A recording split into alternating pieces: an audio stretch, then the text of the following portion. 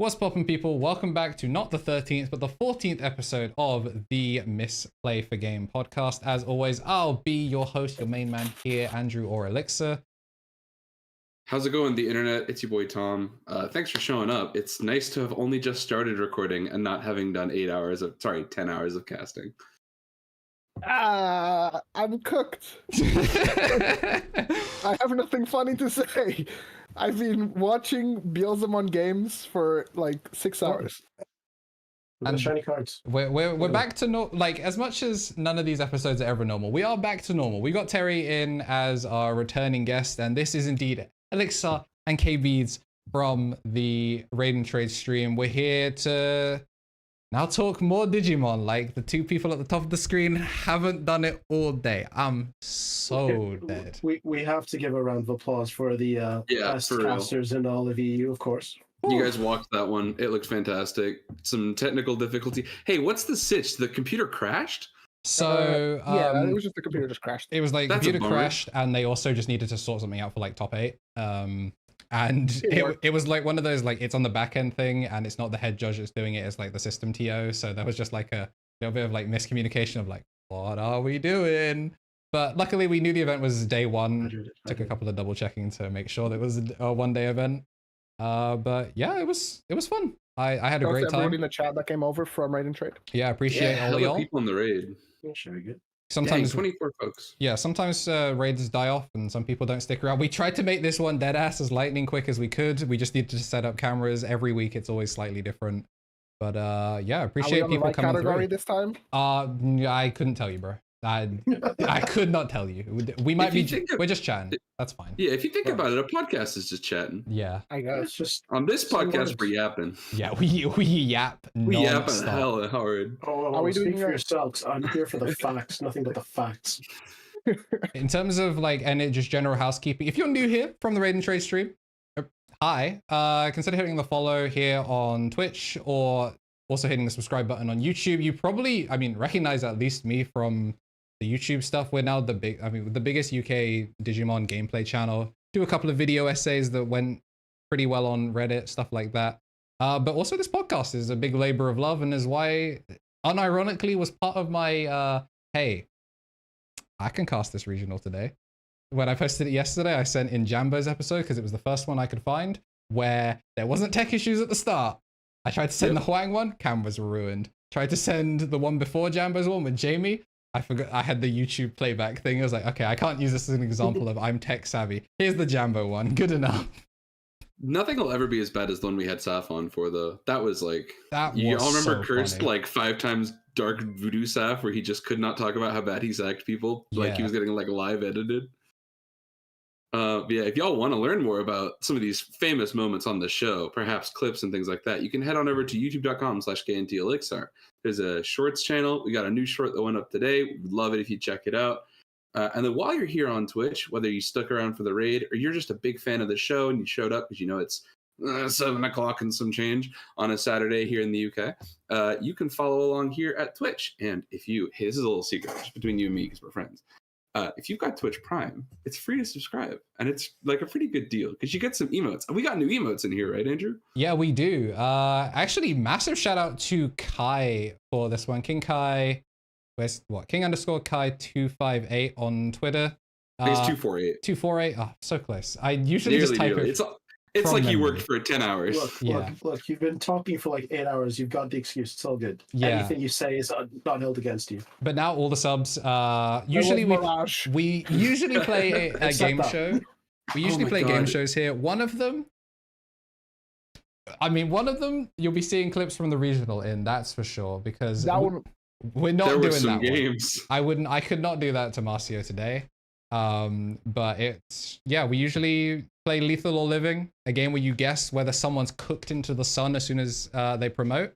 We're not doing that today. Tom's gonna be running something because it gives me and Marcio less to do. I got some time for this one. And we have 3 new animated emotes. Yeah, very excited. I just want to jump into like how fun that regional was, by the way. Yeah, well, I want to congratulate you two here with the live audience because this is your first cast for Digimon. I think if this is a kind of call to action here for our community, because there's quite a lot of folks that watch the show week in, week out, and a good few folks that I think will have stuck around since the event. If you noticed that a double cast was kind of the wave, or the energy was pretty good, or you were feeling pretty excited about having somebody live vision mixing and getting the cards up on screen and discussing stuff with the chat a little bit more frugally, let people know. I know that sounds stupid, but get in the Twitter, get in the Facebooks, let your judges know, let your TOs know. These guys busted their ass for 10 hours, and it would be sweet if you could let folks like Raid and Trade, like OBE, like Play TCG, like these big national event tier TOs need to know that this stuff works. So well, I think it also shows with like the numbers that you're getting on the stream itself. Like you went up to like 100 plus, which I don't think I've really seen any other ones. So it was really good. It was really good. Finals usually tend to pick up a little bit, but it was like all the love from Germany, like all the German folks. They were like, they popped in, they're like interacting. It was sick. Bro, and the new KnTElixar, French stand base, that was kind of wild. They love your ass. It's awesome. Very hype. Yeah, it was a whole lot of fun, and like for me, it was 10 hours today. I want to say it was like 4 or 5 yesterday, doing a bunch of the graphic stuff. Shout out, I mean, also like credit where credit's due. Shout out to Agito for giving us the reins. Like, he could have quite easily just gone like, yeah, I'm not busy. I'm busy, but I don't have any recommendations. And interestingly, they did not know who I was. So this was genuinely like, yeah, I needed the layup here to take it. And I mean, we just made sure that you give us an inch, we'll show you a mile. And just still want to give a massive shout out to Agito for giving us the opportunity to get this cast. Big shout out to Wald as well, the like backend server TO as well, for A, approving it, B, being super quick about getting things in, giving me the logins, getting us where we needed to go, and getting me into the server so I could get the graphics and get them going. Agito helped me set up a little bit of the stream. A lot of it was actually cloned from this podcast, which is why we were able to do all the fun nonsense, and the audio hopefully was fine. We couldn't do anything about the camera, which was unfortunate. I loved doing this remotely whilst there was a regular location, but that's a hurdle that can be figured out in future, where maybe we're not using Discord as our like NDI camera. But for now, it was at the very least. I mean, we had radio Digimon at some point because we couldn't even see the screen. If you've got two people that know every card and aren't misspeaking every single turn, you can kind of follow the game even if you can't read it. Oh no, Marcia was holding it down for once. Ooh, for once. Brutal. We're 10 minutes in. Listen, that's, I mean... No, Marcia, to be fair, he's like Belfamon, like Rage Mode, Sleep Mode. He's just like chilling through most of the conversations. And when he like senses the opportunity for a YouTube shot, he's suddenly like, animated. I'm here. Turn me into a vertical format. That's definitely some fan art in the making. People are making it happen. Marcia with the clock. That's real. That's real. We put the horns on your head.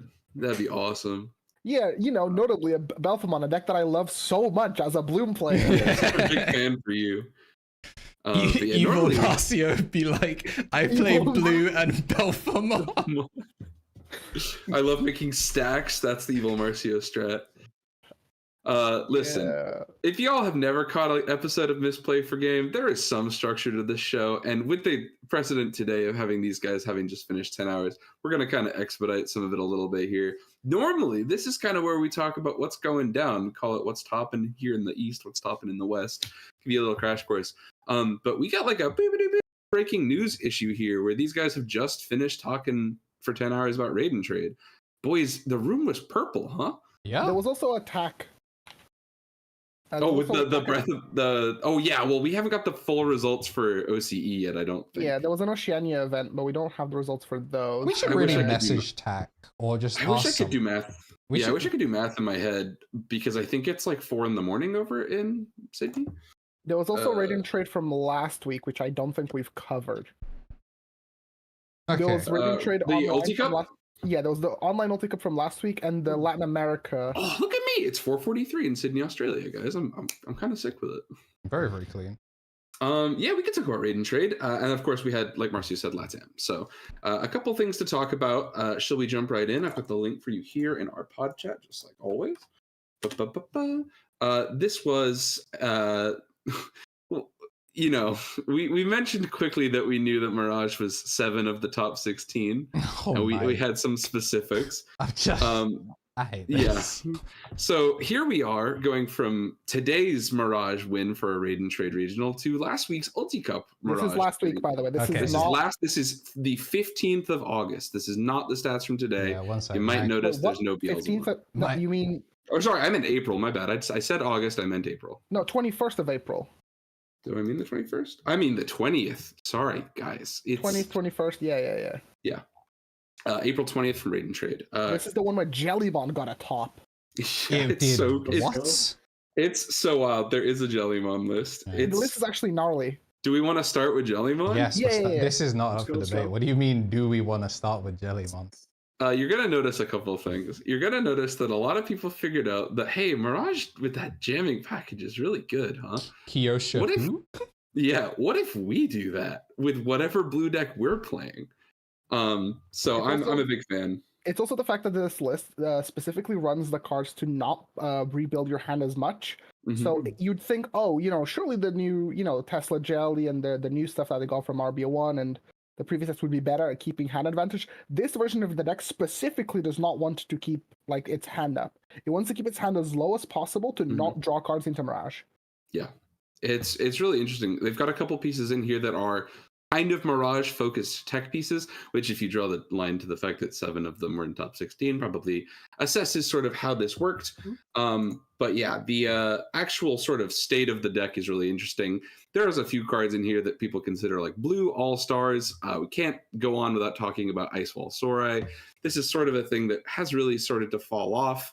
Icewall in particular, always been busted, but in a format where people are spawning random Leviamons, they sure do be hating to give up the memory and not have their full unsuspend go for game combo. So obviously also incredible against Numemon. The wider they go, the more this card is an expensive mistake to have made. And the last big part of this puzzle that you can kind of look at as how did this actually affect it, is all of your opponent's Digimon gaining this is the closest you have to sort of an interaction with Digimon in the back for hybrids for game and inhibiting hybrid rebuilds. So this is again an adaptation for the Mirage stuff because this will still linger. Really cool choice. Icewall, we know it is a understood quantity of a busted piece of crap cardboard, but man, it do its job well. Then we got Sorai. Sorai is funny. It's sort of just again, if you're sick of Leviamon, you're sick of losing a Numemon, this is a great way to have way fewer pieces that can hit you in the head over and over again. It has the added bonus of pretty solidly gimping a Mirage player on their swing. This will not strip everything that they need to do, but it will strip the rebuilds from a Gomamon because it'll take Gomamon, level 4, level 5, level 6. And sometimes it's a Zudo. Yeah, and sometimes it's Overflow 3. So does not in of itself totally out a Mirage Burst Mode stack that came out of Raising, but it does stop the rebuild ones.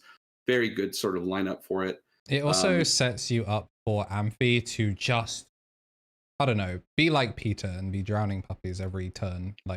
It's heinous what this card gets away with if you have to play on board. Yeah, very good. If people have not messed around with Amphimon's trashing cards out of hand is obviously, like Marcy said, a huge part of what makes it favorable into Mirage. And bot decking is the preeminent form of removal basically throughout the entire format at this point. I'm sure you're losing a fatigue battle to a Beelzemon or an out in fatigue to Beelzemon, but you were going to try and hit them for all of their security before that happened regardless. So it's a pretty sweet adaptation. It's cool that they've had, we've talked about this a couple times on the show about centralization in terms of predominant removal, the way that the sort of flow of the game is played and how many turns it takes to go for a lethal line and things like that. And Amphimon is sort of like Gallantmon before it, sort of like when Blue met its weird top in Latam, sort of like the intermittent pieces of things coming together. This is just one more piece of if the format is so centralized around deletion and on deletion-based swarm decks like Numemon or like Leviamon, how do I accurately and efficiently remove the board without going too far off my game plan? Mm-hmm. There was also a yellow vaccine list, if we want to bring that up. I want Terry to see it. Yeah, this deck is crazy. All right. As the resident yellow player. It was 5th place, and I heard some people call this the Spell Slinger. Wait, okay, 6th place. Wait, what? Sorry, 6th place. My bad. Okay, Shadow Wizard Money Gang. All right. Okay. So can we talk about the purple card? whoa. The Wizardmon is actually a sick card. The only issue with it, genuinely, it's not a vaccine. If this card was a vaccine, best card in the deck, easy. Like being a blocker to help stop early aggression, to be like on play and on deletion to like trash a card to do minus, is it 5 or 6? Oh, this is -6. Yeah, it's crazy. -6, which is pretty good. Like, it's genuinely a really good card, and I know some lists have definitely defaulted to started playing it, which is really nice. Like, genuinely, the only reason I dislike it is like you see it in your security when you activate that Patamon, you're like, I wish you were something else, but it's definitely a cool tech. I mean, you can hopefully like. It also kind of maybe helps combat like the Monze X popping it. At least you get some value in killing a stack or reducing it down so when they swing, hopefully don't get the 2 checks. I see it being very useful. Somebody in chat's brought up, kind of beat me to it. Shouts to Degaroo. This card does have a very particular history. It has. I went back to try and find the lists. This card has tops in purple-based Numemon. It was over in best of 1 format, of course, but this is your yellow-purple bridge into things like Monzemon if you needed it. It did 2 things. You could pounce it out of security, blocker effect very useful, on play and on delete being incredibly synergistic pieces for the Numemon core, and then, oh my lord, can you believe how fast you can shrink things down in that deck? So Wizardmon, kind of a funny little quirk of the format. It was a lot more prevalent when they still needed to play around the 15k shrink turns you needed to do to get through an Apocalypse. But lol, that's where we're at today. Wizardmon is back. I want to ask you a question here, Terry. Is this card broken if it has the little pencil that says treated as having the trait vaccine? Yes. 100%. Yes. All right. I love that. Cool. It's searchable. Even if I get it in security of a Patamon, it's cool. I swing it in, it dies. I trash a card, burn like 6k. Generally, I really think the fact that it's a free type is the hardest thing in my soul. That hurts me the most. You know who doesn't care the fact that it's a free type? Data. This is a data type for the record, by the way. Wiz. Data, sorry. Data, sorry. Yeah, it's not as good as free. Who doesn't care? You know who's like an all-loving bird, Mitamamon, or he's a weasel, I think. That's very true, Marcio. It's a really cool card of the Mitamamon, but we play for consistency here, my guy. Okay, but we just watched a Beelzemon top 4 off of Daylight Robbery by just like making a seance, hitting some gang signs, and just going bang, your security is mine. What if you did that? He was incredibly consistent at milling what he needed and whenever he needed it. He killed it, by the way. He had. I mean, I people are gonna want to talk about it when we have the numbers and stuff. But like, oh my god, congratulations on the Beelzemon run on stream. It's not like like a myth that you hear about and then somebody will tell you in a Twitch chat. No, we have live footage of this man for five rounds. Yeah, 5 rounds of him just like one memory. Yeah, I could think of a certain YouTuber who's going to get mileage out of those clips. Yeah, so we're going to see a lot of that run. That was a lot, but it was just every single time he's just like, like you see like a supervillain like punch Goku through like 15 walls, and he always gets up like, damn, guess I'm going to have to try. That was him every time. His whole security guard is like, better have it. He's like, I got it. Always got it. I mean, like, it's one of the things where, like, someone told me this once, I think it was when I was playing, and I was like, oh, Beelzemon, right? It's all mill, but at some point it's calculated. If I keep running it through my deck, eventually, you even said on stream, I'm gonna hit the good cards. You're just gonna do it. Yeah, it was crazy because, like, I hate playing the one of Impmon because it's basically bottom deck 4 cards. Oh, but the turn he played it twice, dude. Okay. The turn he played it twice. He milled it twice. That was out of this world. Yeah, I mean, we'll talk more about it at length when probably we've got a full show to do it on, but God bless, what a great run. It's always hype to see people go on it. Like Marcia said, this was not like the mythical thing. I think there's maybe a degree of separation between stuff like the Rosemon run from the other week or in Toulouse or Henny He's famously winning with Gallantmon without having... He was on stream, by the way. Shoutouts to Henny. I got a tweet. God bless. I like Henny He. I'm so sad I'm going to miss Games Expo. Y'all, if you meet Henny He, you better FaceTime me. I'm so upset. Yeah, we'll get we'll get him to sign like a Galamon card or something. That would be so peak. Give us like some like trash. Yeah, I got some trash lying around. No, we'll get the guy to sign something nice. But the vaccine list, it was also playing Megadron, which is a card that we haven't really seen that much. And then it was just kind of playing like an option suite of like best, like few ofs. If you go back to the Yellow Vaccine list, Yellow Vaccine, you play like your typical cards that you always do, but the list was actually kind of sauced. Well, you need more. Like, I think this list, by playing more like options that actually do something, it kind of helps against the counter to Yellow Vaccine sometimes, which is just ram through their security. Because if I have no security, I have no resources. So at least making it like at least a bit more problematic for someone to swing in might help. Like the Lonky is kind of cool as well, like just a casual one of. I think it's interesting because Sack is right, because this deck is leaning away from the consistency, like sort of setcon adjacency of like purple Karis to really go all in on Revelation, which is neat because like when you think about it on paper, this is the intended line for Revelation, is you're supposed to Revelation out the Wizardmon, and like that was what they did in the show. That's what Bandai really thought we were going to do. So very crazy. Did you gift a sub? That's so hard. Yeah, I mean, he deserved it. That man gave us the easiest 4 rounds of all time to be hyped for. Like, if we were looking at, like, what our round 1 was, like, a little bit sloppy gameplay, so, Mirage, or, like, slow decks, like, Setcon. But no, we just got, like, pop rocks that were just going... every couple of minutes, just like, yeah, I'm entertained. It was great. Also, shout out to... my dad dropping the cheer 100 in chat. Appreciate it. Huge to your dad. That's hype. Nice. Yeah, like he casted for 10 hours. He deserves some bits, y'all. Don't make it just his dad. Somebody else get in line. Heck yeah. If I had bits, I would too. Do you remember they used to give out bits for free? For like if you like. Yeah, for watching. I remember before AWS was a money bleed. Yeah. Speaking of AWS, you know what? You've just reminded me. Oh, very, very important. If get this timer out of here. Okay, ignore the timer. That's a spoiler. You have 1 minute. Okay. AWS broke recently. So if you have a recurring sub to the channel here on Twitch, you might have to manually reconfirm it. So just go double check in your subscriptions that it is set. There might be a button that just says, yeah, I'm still fine to resub. If you had a rolling sub, I think it's because of like a server mess up there.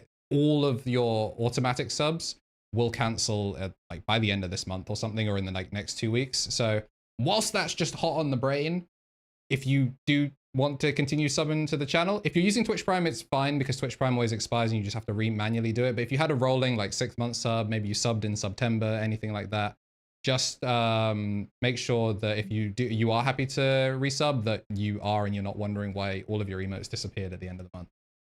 That's the end of my take, and back to the 5 shot. Very good on almost 60 seconds for your spiel there, by the way. It's like you're a professional. Hot take. Maybe Hunters isn't as bad as people think it is. They did get a top at the Raiden trade, by the way. At the Ulti Cup one last week? Yeah. I would love to talk about this Hunters list because it is, if I remember correctly, white bread with butter. With the capital B with butter. With butter. I can't believe it's not butter ass list. It is pretty fun. Yeah, there's no spice. There's okay. Whoa, there's 2 pencils, my guy. 2 pencils. 2 pencils and an Omni shout is like standard. You could convince me that this is actually is the spiciest card, and this guy was basically like, I can't lose to Alpha again, You could convince me this is a VT13 list. Like, I'm not kidding. I would actually. Could you do me a favor, Andrew? Could you go back really quick to BT14 for the Nationals format and see what the topping Hunters list in Nats was on? Yeah. I bet you. A gifted sub. There are less than 5 cards different. Well, it's going to be less. I would bet maybe. Sorry, less than 3 cards? Is 3 cards reasonable? 3 cards is more reasonable. So you scroll down to Digimon. Digimon events, and then you click the format. The format being Blast Ace up at the top. BT14, yeah. Yeah, that was the European Nats. And I think it's further down because it was like right at the start of the format. And you're just looking for any. I mean, there's a LATAM one. There was Raiden Trader, yeah, and there was one Hunters list in the top cut. All right. I'm dead ass. What did we say? 3 different cards. 3 different cards. 3. Hunters 6th place. Yep, there we go.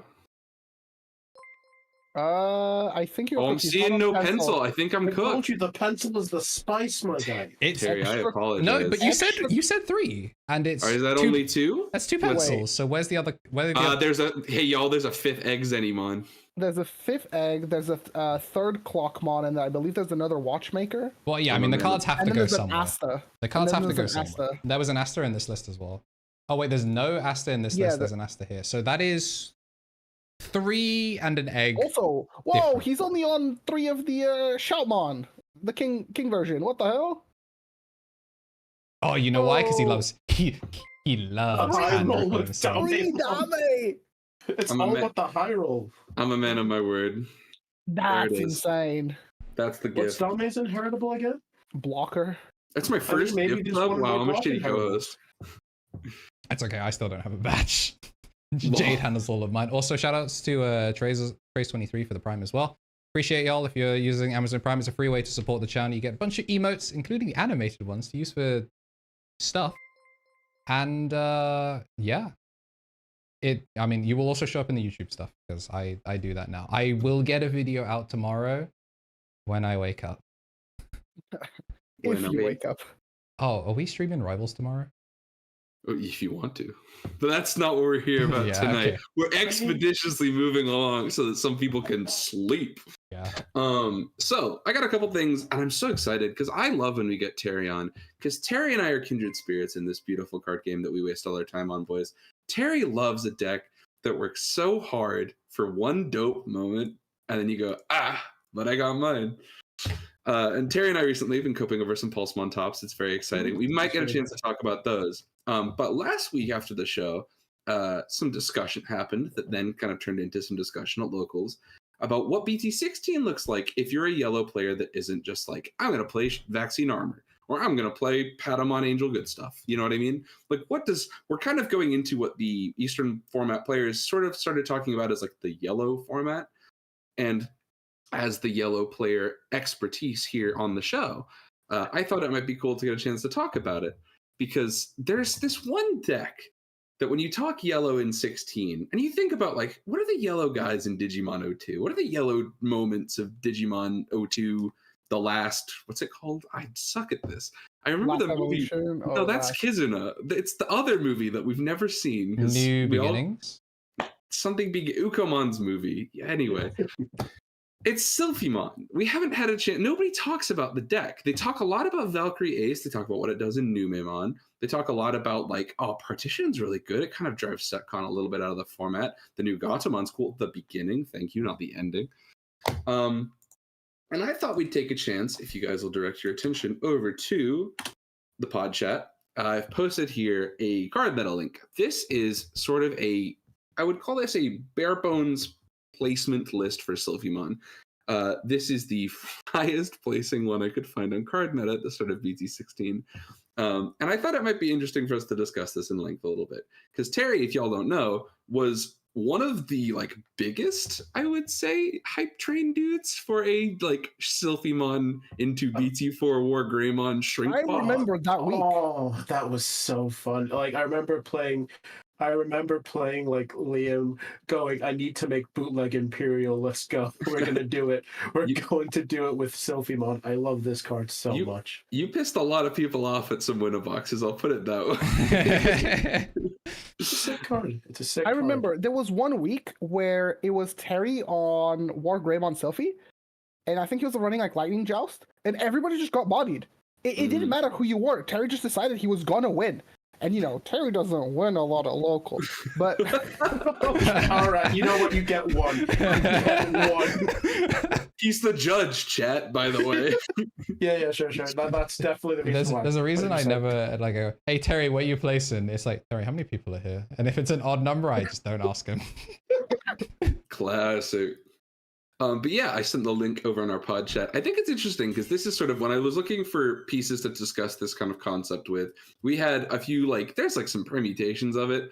The thing Sylphimon kind of has at the moment, and we can get into this in a second, is it's not yellow enough to be Yellow Vaccine, and it's not red enough to be Red Birds. So what the heck is Sylphimon?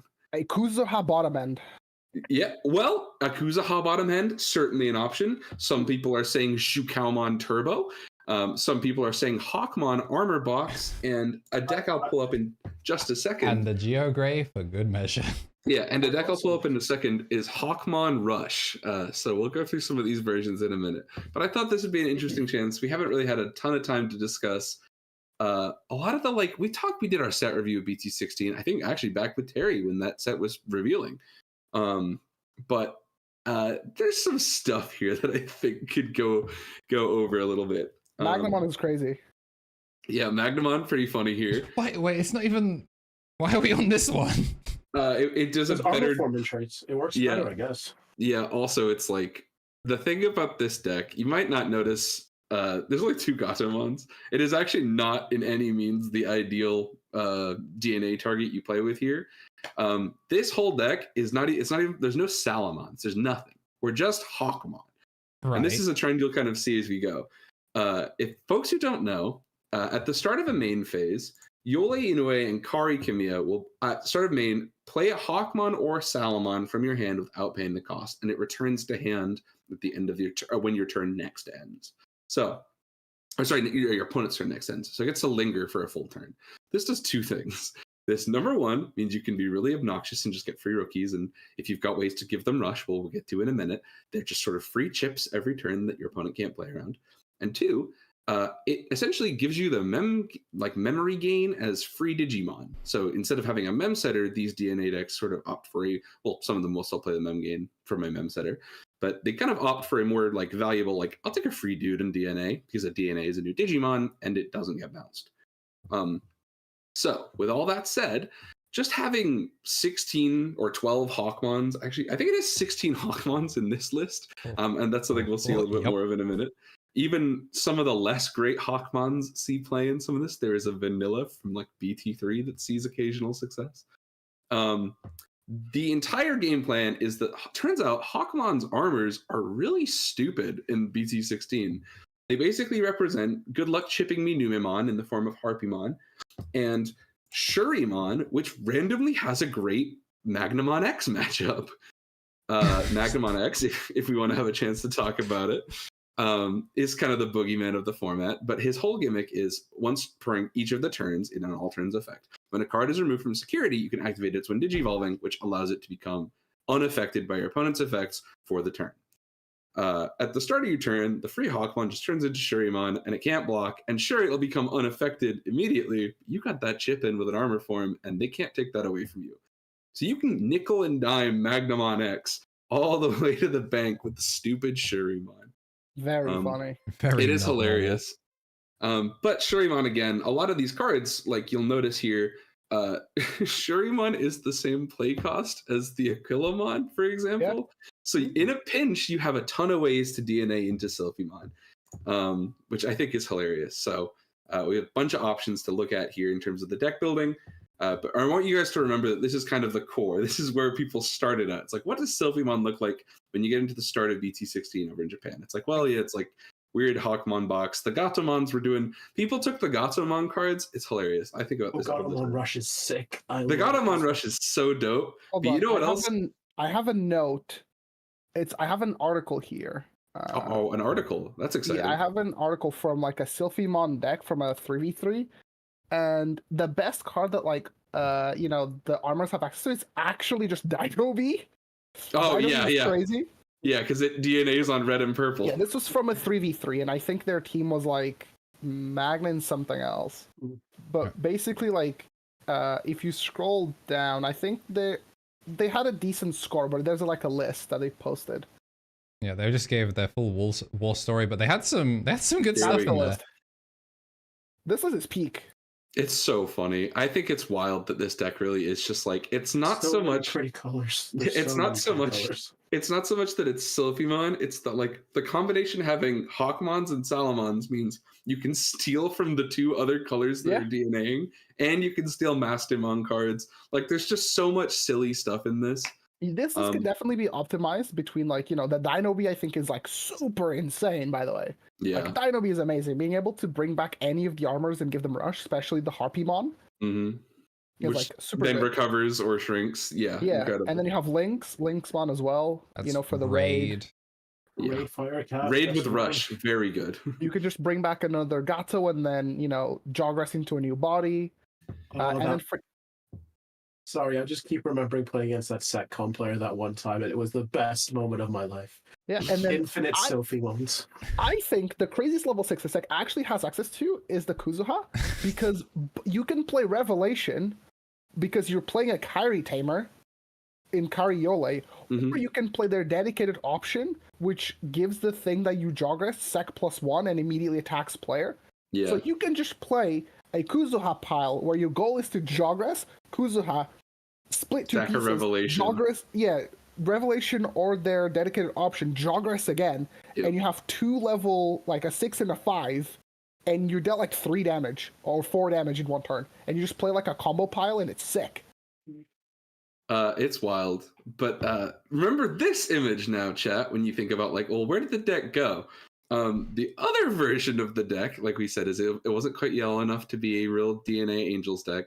It probably wasn't red enough to keep up with birds. And then all of a sudden it was. I'm going to go ahead and drop the image here in chat. I'm going to pull that one up. And this one has an accompanying deck profile and combo guide. We're not going to go through the whole thing. 1, because none of our asses speak Japanese. And 2, we're not about stealing the content. But this is Hawkmon Rush. We're going to draw attention to a few cards here. Hello, Number Sunrise 1, Buster. Yeah, Sunrise Buster, hilarious. I want to shout out Liam Shinikari here for hooking me up with this. This was a one, I think I got sent this back in January, and it's been just sat around for a little while. I think it's hilarious. The idea is, if you've not read, oh my god, what is her name? The Akari of Noe or something like that? Akiho? Akiho, thank you. Akiho gives your birds played by effect Rush, and your Hawkmons are birds, and at the start of your turn, you get a free Hawkmon. You also have Biomon, which is like a phenomenal, like, generic red piece. Yep. So this is level 3 beatdown with the option to armor evolve into another stupid Digimon that is giving you memory or recovering cards. Wait, because it's start of main. Doesn't that mean you get start of main play Biomon, start of main Biomon effect? Yeah. Then gain okay. Yeah. Okay. Oh, you're not playing Biomon. You can start of main that, then start of main Biomon. It's just What's the whole their thing. egg of choice? There were a couple, I believe in this one, the like those BT, no, I think it was BT11 Koromon in this particular variant. Oh, I suppose you want to draw as a, well, I feel like because I guess you're Yokomon playing getting back the piece is like really good because very likely. I think just at the time, like I said, this was just like, well, how do I make it red? The problem is you probably don't have that much cycle in it, so I guess any draw would actually probably help. Your cycle is probably your Ukomons, right? Yeah. Fair enough, yeah. I mean, Ukomon to try and find a tamer every turn. The Tyrannomon is a card that people haven't had a chance to talk about a ton because who the heck is playing Tyrannomon right now? And this card really never got its light in the sun because Black War Greymon was better than its counter decks. Lol. But Tyrannomon is for 5 or evoing for 3 over red and green. On play or when digivolving, you can play out a tamer with the play cost or 4 red or green. So all your guys, free Digimon. You're still getting the rush because you're a bird. So you start the turn, you get a free thing, you replace it, you get a new tamer, you just set up over and over and over again. And you just go, they don't have Crimson Blaze. I've got them like that. And the premise is that this really was the aggro deck that could outpace Numemon. So it's really interesting. I think there's a lot of like ground to kind of cover on this. So I think this is a cool chance for maybe us to kind of look at like, well, if we're coming up on BT16, you guys said on the cast, it's a month away today, right? Yeah, something like that. Yeah, pre-releases are in like 3 weeks. Yeah, so it's soon. If you guys aren't ready for 16 yet and you haven't started doing your digging around, let's say you're in Germany and you've just played your final regional of the format, start reading. And mess around with some garbage. You know, this is going to be, I'll be on the channel, obviously top tables with some variation of this. It'll be great. Don't worry about it. I can't wait for Silly Week after the regional. I want to see like Mamemon again or something.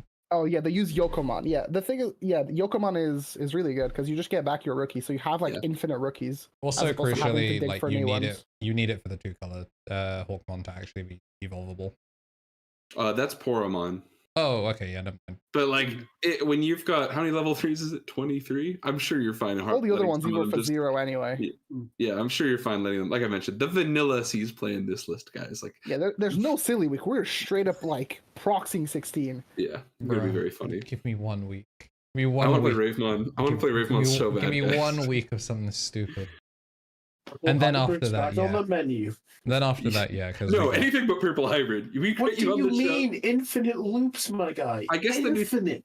The new Cherubimon's kind of a purple hybrid tool as well, right? Because you get to replay Tamer cards and stuff. Am I remembering that right? There's a lot of stupid stuff. It'll be a fun time. But yeah, that's kind of Sylphimon. I wanted to make a specific point of talking about it because I think it's interesting. Sometimes the best offense is hitting the guy in the head with 6 pigeons over the course of 5 turns. You fellas got anything else you'd like to address on Hawkmon or Sylphimon piles, or should we go ahead and look at what's topping this week? I've got some Evo Cups and Alphamon Cups to talk about really quickly. What is topping? Let's hear it. We got, I want to start with Fenrir.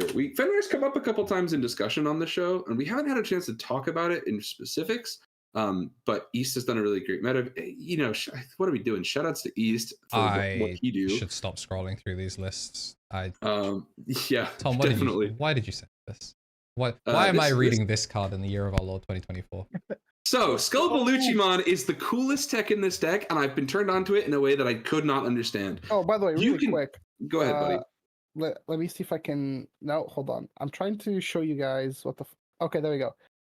On the heavenly screen, she wrote, Bloom X, please. Yeah. Hey, Bloom X, maybe actually a new Bloom soon. We're going to talk about the VPET stuff later on as well, because the new VPETs got revealed, so we're getting some new Nature Spirits stuff, which is crazy. Or it's Wind Guardian stuff, which is what Bloom Lord is. So we've already had a Hydramon confirmed. That's pretty tight. And the new Big Deer, which I'm sure will be part vegetation, because that's just how they do that Big things. Deer looks so cool. I have no idea what it's gonna do, but it looks cool. It's probably gonna play green. You wanna play green? No, yes, sir. But listen, guys, give me a new JP, then I'll be on green. I gotta tell you about Skullbaluchimon. It has completely spun my head around on a circle the first time I saw this card resolve. Tell me about Skullbaluchi. You pitch this card off your Tyrannomon searchers, and you immediately get your 5s. So you can go Skullbaluchimon off the pitch from the Tyrannomon, and it turns into I think it's for its Digivolution cost, you can get your Helugars back instantly. So every copy of Skullbaluchimon is another, like a sequence you can stack with the Baumon. So you can go up 2 levels in one set of discards with Baumon as the egg. You can do that to just turn your searchers straight up into Helugars. Like, this card is just, you cheat one step further every single time. Is it for free? No, you have to pay the Digivolution cost from the trash. So if you sequence it with Baumon, you go like, let's say you're on the Darugamon, right? Darugamon comes out, you evolve it into Dex Daruga, you draw one, you trash one. The card you trash is Baluchimon. Then your Baumon activates. The Baluchimon lets you evolve into the 5, the Baumon lets you go into the 6, instantly in one step. Yeah. Crazy good. Again, and then the other thing is that it works with Tyrannomon. So the intent is that you go Tyrannomon hard play, you do your sequence, you add your SOC cards, you pitch it, you turn the Tyrannomon into your one of Helugar. So all of the copies of Baluchimon represent a stopgap for you to find things like Helugar or use Solugars to find and spawn the extra bodies. It also crucially does have the well, if this Digimon is Digivolving from trash, it gains like the ability to like 1-for-1. So it's like kind of interesting, but yeah, it's pretty sweet. Unfortunately, it doesn't give the when Digivolving to the card, because otherwise like Hellugar would be able to 2-for-1 off of Skullbaluchi. Yeah. The other thing Skullbaluchimon does is you're going to notice this deck is only playing one of the original BT14 Fenrir, because if you scroll down a tiny bit more, we're going to talk about the war criminal in question, which is Takumi Kazuchi. This is the fastest darn OTK deck, I think in like 2 or 3 years. It just kills you. You're just gone. It's over. The Skullbaluchimon, again, like the importance of skipping that action to just get the next Evo from trash means you can go, like, I mean, you could literally do it. You could just do it from Lugamon. You promote the Lugamon, you swing it. One trash the 4, go up to the 5. Then you can go up to the 5, go up to the 6. You do that without passing your turn, slam the level 6, the Kazuchimon, boom, you're all the way in there. Because you start with your new Mem Setter, you get AGs, you get Analog Boys. The whole thing just gets crazy. That's cool, but I think, 3 of us in this room just really want to play Kazuchi. I personally want to play like the Pulsemon stuff into Takumi Kazuchi. I mean, that's so much effort, though.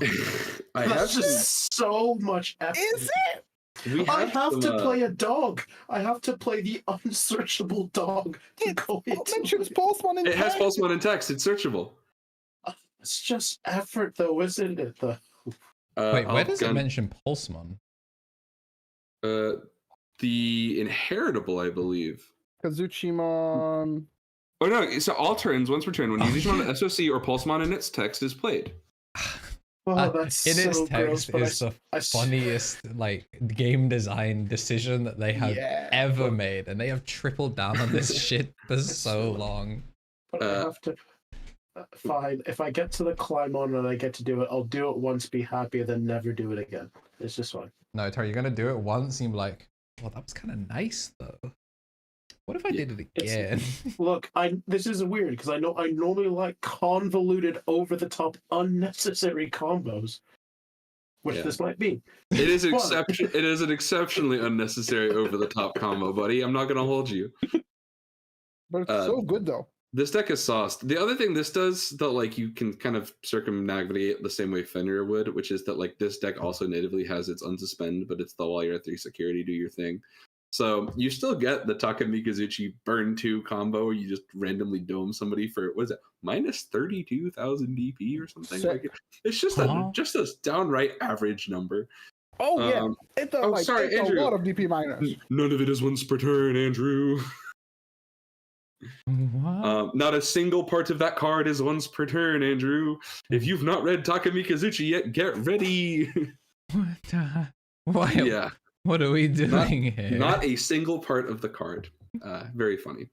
Again, the other thing is like, you remember your Baumon lets you evolve into this. It's like you pitch the Skull Bellucci, you go into your 6, then you go into this, all in the same sequence, and you're essentially doing it at Cheater Blitz. It's just like there's so many ways you can navigate this card, and the Skull Bellucci is this little bit of glue. It's a really dope adaptation. I got turned on to it by Zerio. I think a super prominent player from, I want to say they're from Thailand. That sucks. I should know that. Yeah, I was right. UTCG Thailand. Zerio also like a Asia Cup national champion. So one of the greats over there put me onto this one. Very cool. I like this card because I was using this in Bagra before we had a Bagra. I own copies of this card. That's bad. Let's go That forward. Stonks, mate. What do you mean?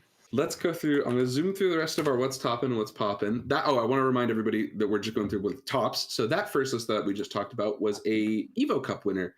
Evo Cups coming here to the West, as well as like store regionals if you're in Bandai's chosen favorite region.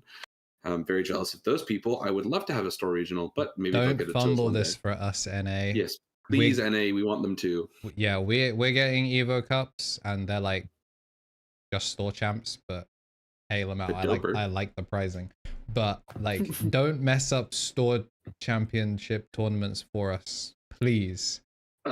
Our next one I've posted here in our pod chat is Imperial. Imperial is a deck beloved to many here in the UK. I won't spend my entire section of this piece talking about how much I think it's lame right now, but just know that I'm going to come at this. Have you ever dealt with purple in your life? Well, I have a fix for that. If you're a blue or green deck, Paladin mode ace. Just drop it. Just drop it for 6. Win the matchup. Who cares? You will never have to deal with purple decks in your whole life. Ignorance is bliss. Play blue or green now. Yeah, I can't wait. Or yellow, because they put it in Magnamon. Yeah, it's stupid. Listen, we're going to get into this. The link is in the pod chat. You're going to see it. The TLDR is Imperial has a couple new toys. We're not going to go over the bulk of it because some of it is superfluous, some of it is not. But essentially, the pieces that we really need to go through are how crazy quality Return to the Ancestors is. The option card costs 2, you blue and green, and it's one of your Digimon can evolve into a 5 or higher free trait type Digimon with the cost reduced by 4. So you can basically get a free Dragon mode. Very good. Then place it in the battle area. If your Dragon mode would be deleted, just do it again, essentially. It's very good. And it also prevents your deletion, because that was normal. This deck is the sort of preeminent beatdown pile, and it has an advantage, which is that by doing it off of things like Davis and Ken, and having effects like DNA, which constitute a new Digimon, it is not losing to its blue hybrid overlord.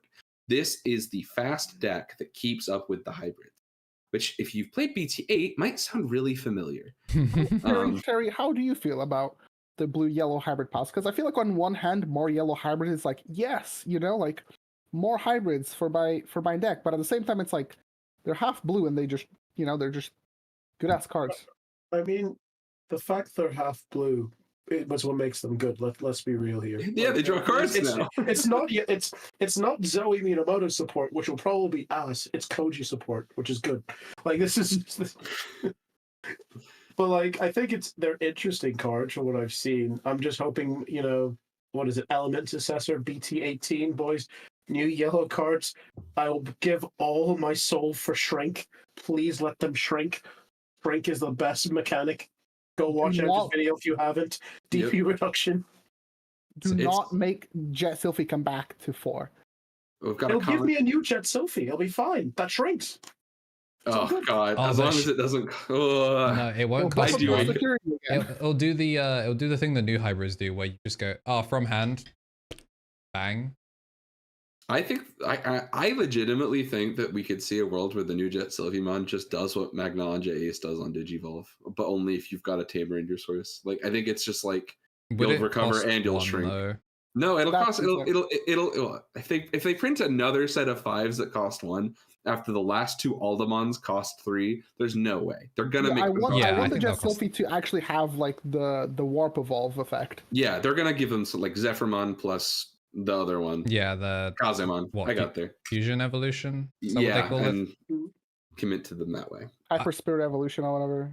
We got a comment in the chat I want to go through really quick, but saying, but the blue-yellow stuff has the red bottom end, right? Plus Uko? Yeah, it does. You're halfway there. Everything has Ukomon. There is no getting away from Ukomon. Essentially, the interesting deck-building dilemma for blue, and to an extent red hybrid, but really blue hybrid, is that you can actually just pick and choose what you want. Red hybrid base just plays the pitch 1, draw 2, like BT12 Flamemon, and your 8 Ukomons, and then you play it with Koromon as well, because you're just going to swing those guys in. But that's how you get your sources for Crimson Blaze, and in a pinch, it's how you get your source for the Ancient Protectors, which is the option card that you need. Very silly. It's you can ignore the color requirements if you have a Tamer or Digimon with hybrid trait, but you will not always have one if you're just on Ukomons. This and the idea looks like a nightmare. Yep. Yeah, this deck it tops consistently. There's no cards that I'm looking at that I'm like, wow, this looks cool. Is this a cringe pile? No, yeah, actually. This is weird though. It kind of looks like, when you have if you just started playing the game and you're like, I'll just put whatever cards I like in it. This is what this deck looks like just to an uninitiated person.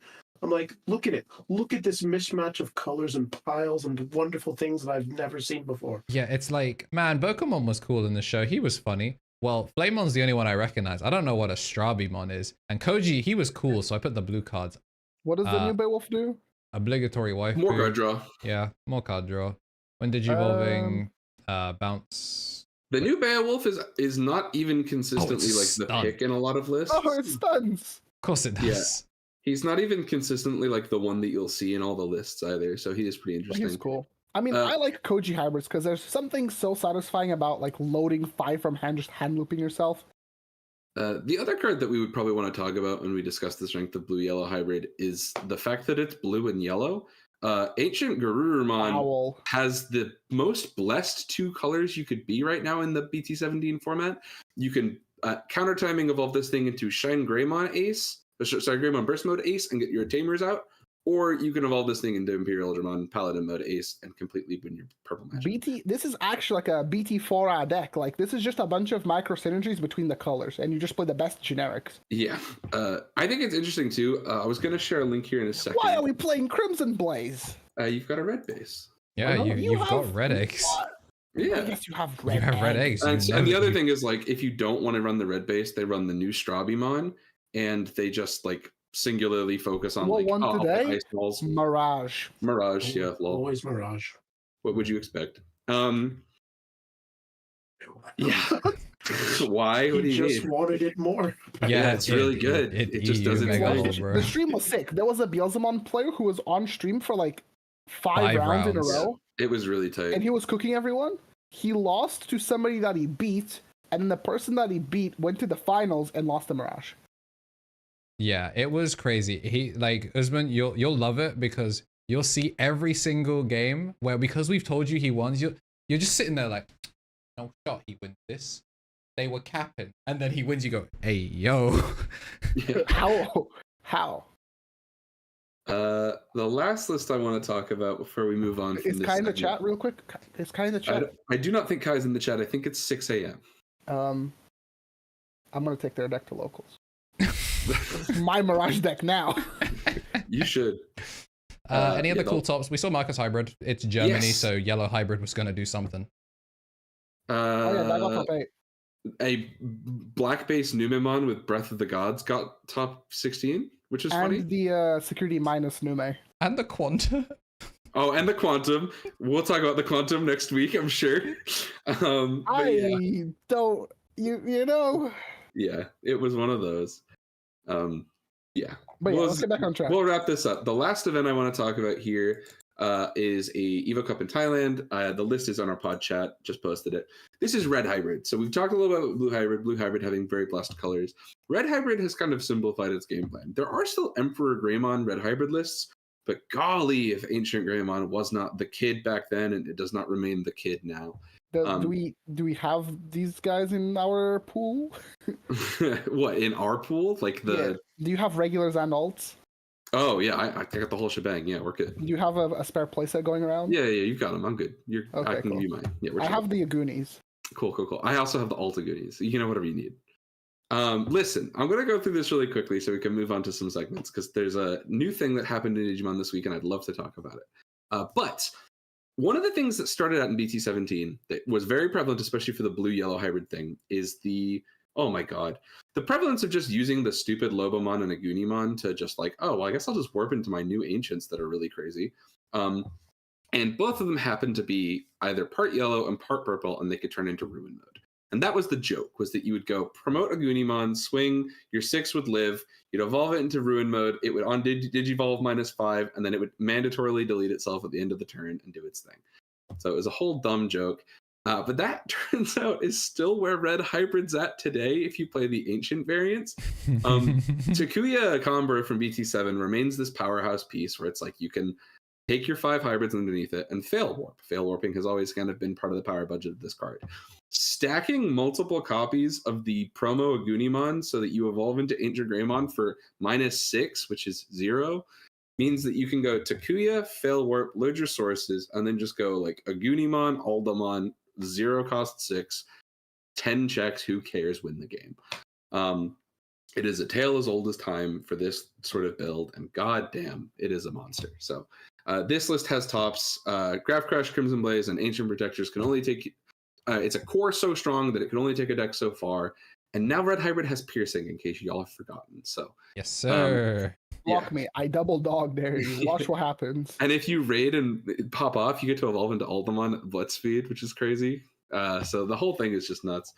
Congratulations to Naranyan. Well done. Evo Cups coming here to the West.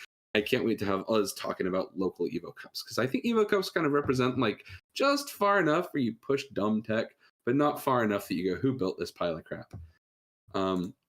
If you guys want, I have one more archetype that I thought would be a fan favorite for Andrew and Marcio today. Oh, hell God, yes. yeah. All right. The final one I'll be posting today is an Evo Cup 2nd place and 1st place. It's the same deck. It's Eosmon and fellas. I hate you. It has finally won. Let's go. What did I do to you? Eosmon is... Everybody knows Marcio's least favorite deck in all of Digimon. Look at it, Marcio. Yo, that Manoa looks gorgeous. What man. am I looking at? The pile of white and green cards. What do you mean? You take that back. I think the funniest thing about this deck is that it really did sort of descend into like Digimon Emperor White control very quickly. There are comparatively pretty few ways you can interact with, especially a format full of top tier hybrids. This is a great deck if you're sick of losing to top tier hybrids.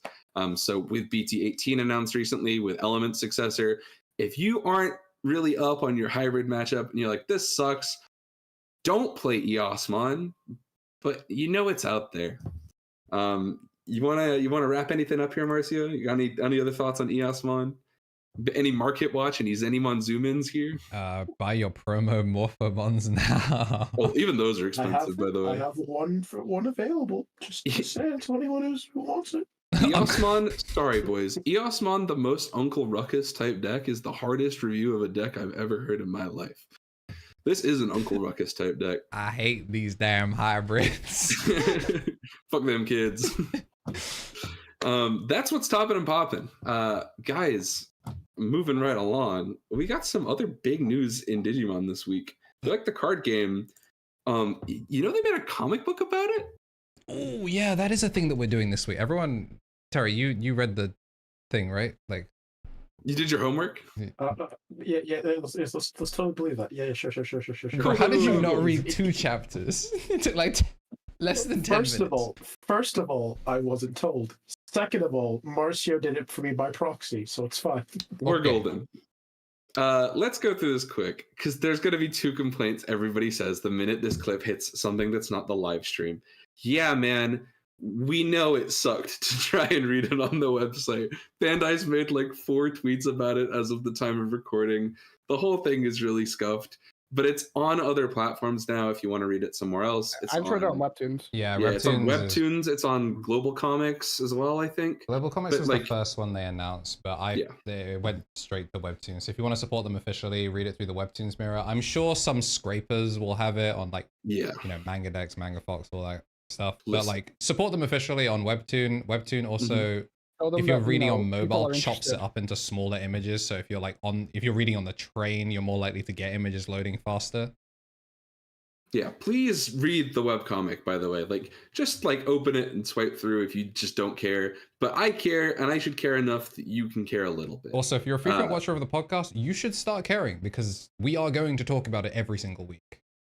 I think we wanted to give a kind of overview of what Liberator is this week. We're not going to get into crazy spoilers yet, because it's been 4 days since the thing came out. And if this is how you're finding out about it, you're welcome. It's really great. But essentially, we can kind of talk through Chapter 0, which is essentially the ad that they made to talk about it. If you aren't aware, as of, I guess, 24 hours ago now in Japan, because time zones, Liberator dropped, and with it, 2 starter decks. They are a Teromon, which is like a little bird green archetype deck, and Shumon, which is this like yellow puppets deck with new keywords. Vortex, which allows you to attack with essentially Rush and Unsuspended, kind of like an Arrested Dramon Superior mode, but make it green. And then Shumon, whose line has a keyword called Overclock, where you can delete tokens or puppet tagged Digimon. Overclock will probably be expanded to not just puppets, but you can do that to declare an attack without suspending, or a second attack while suspended. So a lot of cool things to change the action economy around fighting. But the actual meat and potatoes of Digimon Liberator is it's a comic book about kids who basically play. If you've watched the original Yu-Gi-Oh! And you thought it was really dope, the monsters are giant VR holograms. This is that, but it's a Sword Art Online where they go into the Digimon holograms. You know, you've just described chaotic, right? You've basically just described chaotic. Vanguard. I'm trying not to age us, dude. There's some Zoomers on the internet. Vanguard's another good one where it's like, some of these shows are hard carried by their animes. Like, their games would not be doing what they're doing without them. Digimon, it's a miracle it's made it this far without some sort of consumable media. Mm-hmm. And I think if this gets animated, it could be like big. It's dope. The first 2 chapters, like Chapter 0 and Chapter 1, if you have not done so yet, please go and look it up. Andrew's put the thing down here. Literally just search Digimon Liberator. You will get it. You will find the thing on the internet. You will read it on Webtoons or something like that. And you will go through and find it. Start with Chapter 0. Get yourself caught up. This is essentially us announcing that the podcast will be a book club. So yes, from next week we will start reviewing up to the most recent chapter. And genuinely, it's such a fast read. Like, the chapters are not very long at all. So it's like oh snap, the podcast goes live and you go, oh damn, I haven't done my homework real quick. And it's like start scrolling. You'll get through it. Not very little stuff happened, but very little happened. I mean, not just to say I might be doing it right now. Just say. Can we talk about the biggest thing that came out of Liberator? Go ahead, where bud. the Bandai streams, like the Digimon reveals, like the new Digimon stuff that we're getting. Well, I know you want to talk about one big thing. I want to talk about one like big thing. Let me go ahead and just pull up a bunch of links to the Twitter because that'll be the fastest way. That will be the fastest way to do it. Yeah, Digimon. I mean, Webtoon also, like, we've gotten animes from Webtoon. Tower of God, God of High School. Two very different shows. Look, if you enjoy watching people hit each other like Dragon Ball style and you don't care about the plot, God of High School is an acceptable watch. If you made the mistake of reading it, terrible show. The opening was also banging. I walk to work on that sometimes. It's beautiful. First one I dropped is the thing Marcia wants to talk about. Second thing I dropped is the thing most people are going to want to talk about. Last thing I drop is the thing I want to talk about. Like 20 something sets. It's finally here. Funbeamon. So Tom, did you tell him? Oh, he does know. I didn't want to break his heart live on the show. I know that really funny. Okay, so while I'm really happy that Funbee is in the game, or it's going to be in the game. It's in the novel first. In the novel, it's going to be sort of like a royal base, which is basically like the whole line of like Funbee. You know, have Funbee, then you have Vespeemon, and then KnTElixar, and then Tiger Vespamon, and they're basically like a bug military core thing. Yeah, they're like it's a joke about bees being drones, and like these are like attack drones and attack ships and like cyber samurai warriors and shit. Like it's very military. So like the idea is that like the different like evil lines, you know, are more powerful. They have different roles, and Tiger Vespa is like the ultimate warrior, essentially, the elite. But this guy's not going to have Tiger Vespa, at least on its first wave of support, which is good because it means that it will eventually show up with modern support. I'm glad that at least we're getting Tiger Vespa now because it'll have like modern power level as opposed to Justimon, which, you know, it was great for its time. But goddamn, do those cars, you know, need a revamp or some X antibodies or whatever. Vespa's going to have like to just be sick. If it's like green yellow or green black, it's going to have like 15 keywords. No, my guy, it has to be black and yellow. What do you mean it's a bee? Oh, I hadn't even thought of it. There is a world they don't make it green. There isn't a green Digimon in the novel yet. Listen, I was going to bring this up because I saw this in some I'm going to play no matter what. I would like it to be green-yellow because I don't think we have a green-yellow archetype other than Leo. Alliance. Oh, Alliance. Yeah. But those, like, Alliance and Leo are, like, 3-color decks. They're not, they're very green-yellow all the way. One thing I think is cool, the deck is called, like, Hive Control. It's Royal-based Control. Royal-based Control. I think Control is a really promising thing for this character's first wave to be given, because there is some inherent control value to the existing bug support. So if Bandai feels kind enough, they could basically just make the line compatible with the existing Tyrant stuff, and we might have a real chance. Just make it good, Bandai. Semi-decent, and it's all Funbeamon needs because the bugs are there for it already. All darts belong to me. Anyone at locals, they're gonna put like locals. The promo Okua floodgate nonsense on it, which is like, sticky web. If you go sideways, give me all of your memory. Well, the thing I saw, the KnTElixar is like an anti-aircraft gun, and I saw a thing where I was like, wouldn't it be funny if it like suspended all things you play like a Rosemon? It's like shooting a missile at them, like when they drop them. It's like that's hilarious. So very cool. I think the more exciting one, you want to talk about it. I want to talk about it so bad. It's all I want to talk about, actually. So the novel is underexplored at the moment. We don't really know a ton about it other than it's going to get its releases not like how Seekers did. So if you did not keep up with Seekers, don't worry. Bandai knows you didn't read Seekers. They figured that out. It's instead going to be dropped in bigger chunks over the course of like 3-month intervals. So you'll have a bigger read to do instead of trying to keep up once a fortnight and being like, what is going on? Who's AG? And again, we will cover that as well, because if it just means that if people aren't reading it and, you know, like you're like going for Digipanda's reads of like the novel or whatever, because it's more fun to do it that way.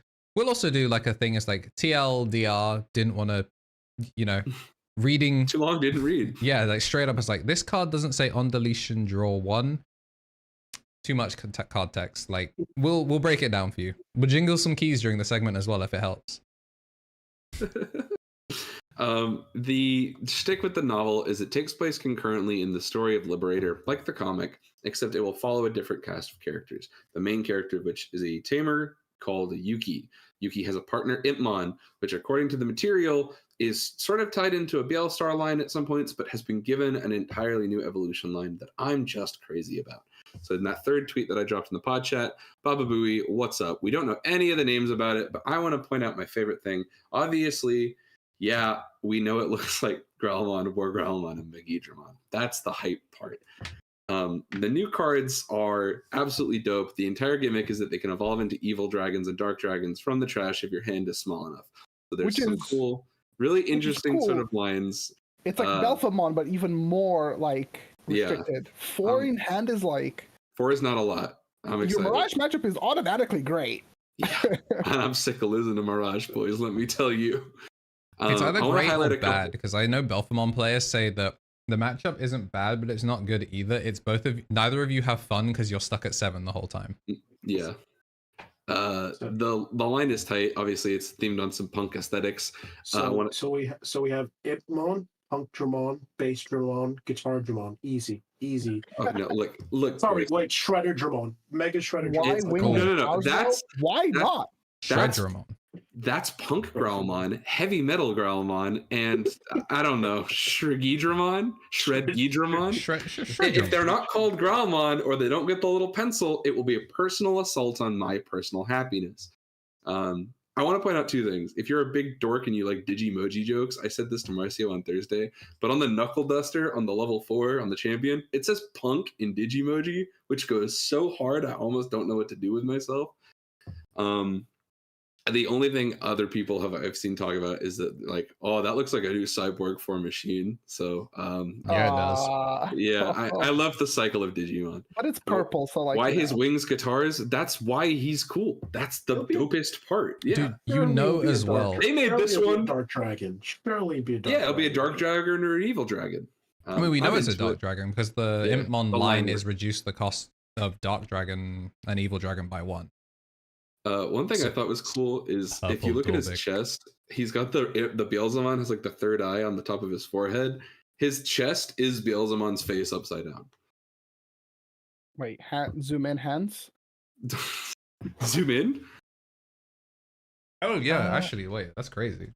Yeah, it's pretty tight. Hold on, I need to see it myself on like a separate screen. So some people are like, if Beelzemon is the Gallantmon equivalent, this is the Megidramon, and I'm here for it. It's tight. You'll turn into Bielstar. You'll get nothing.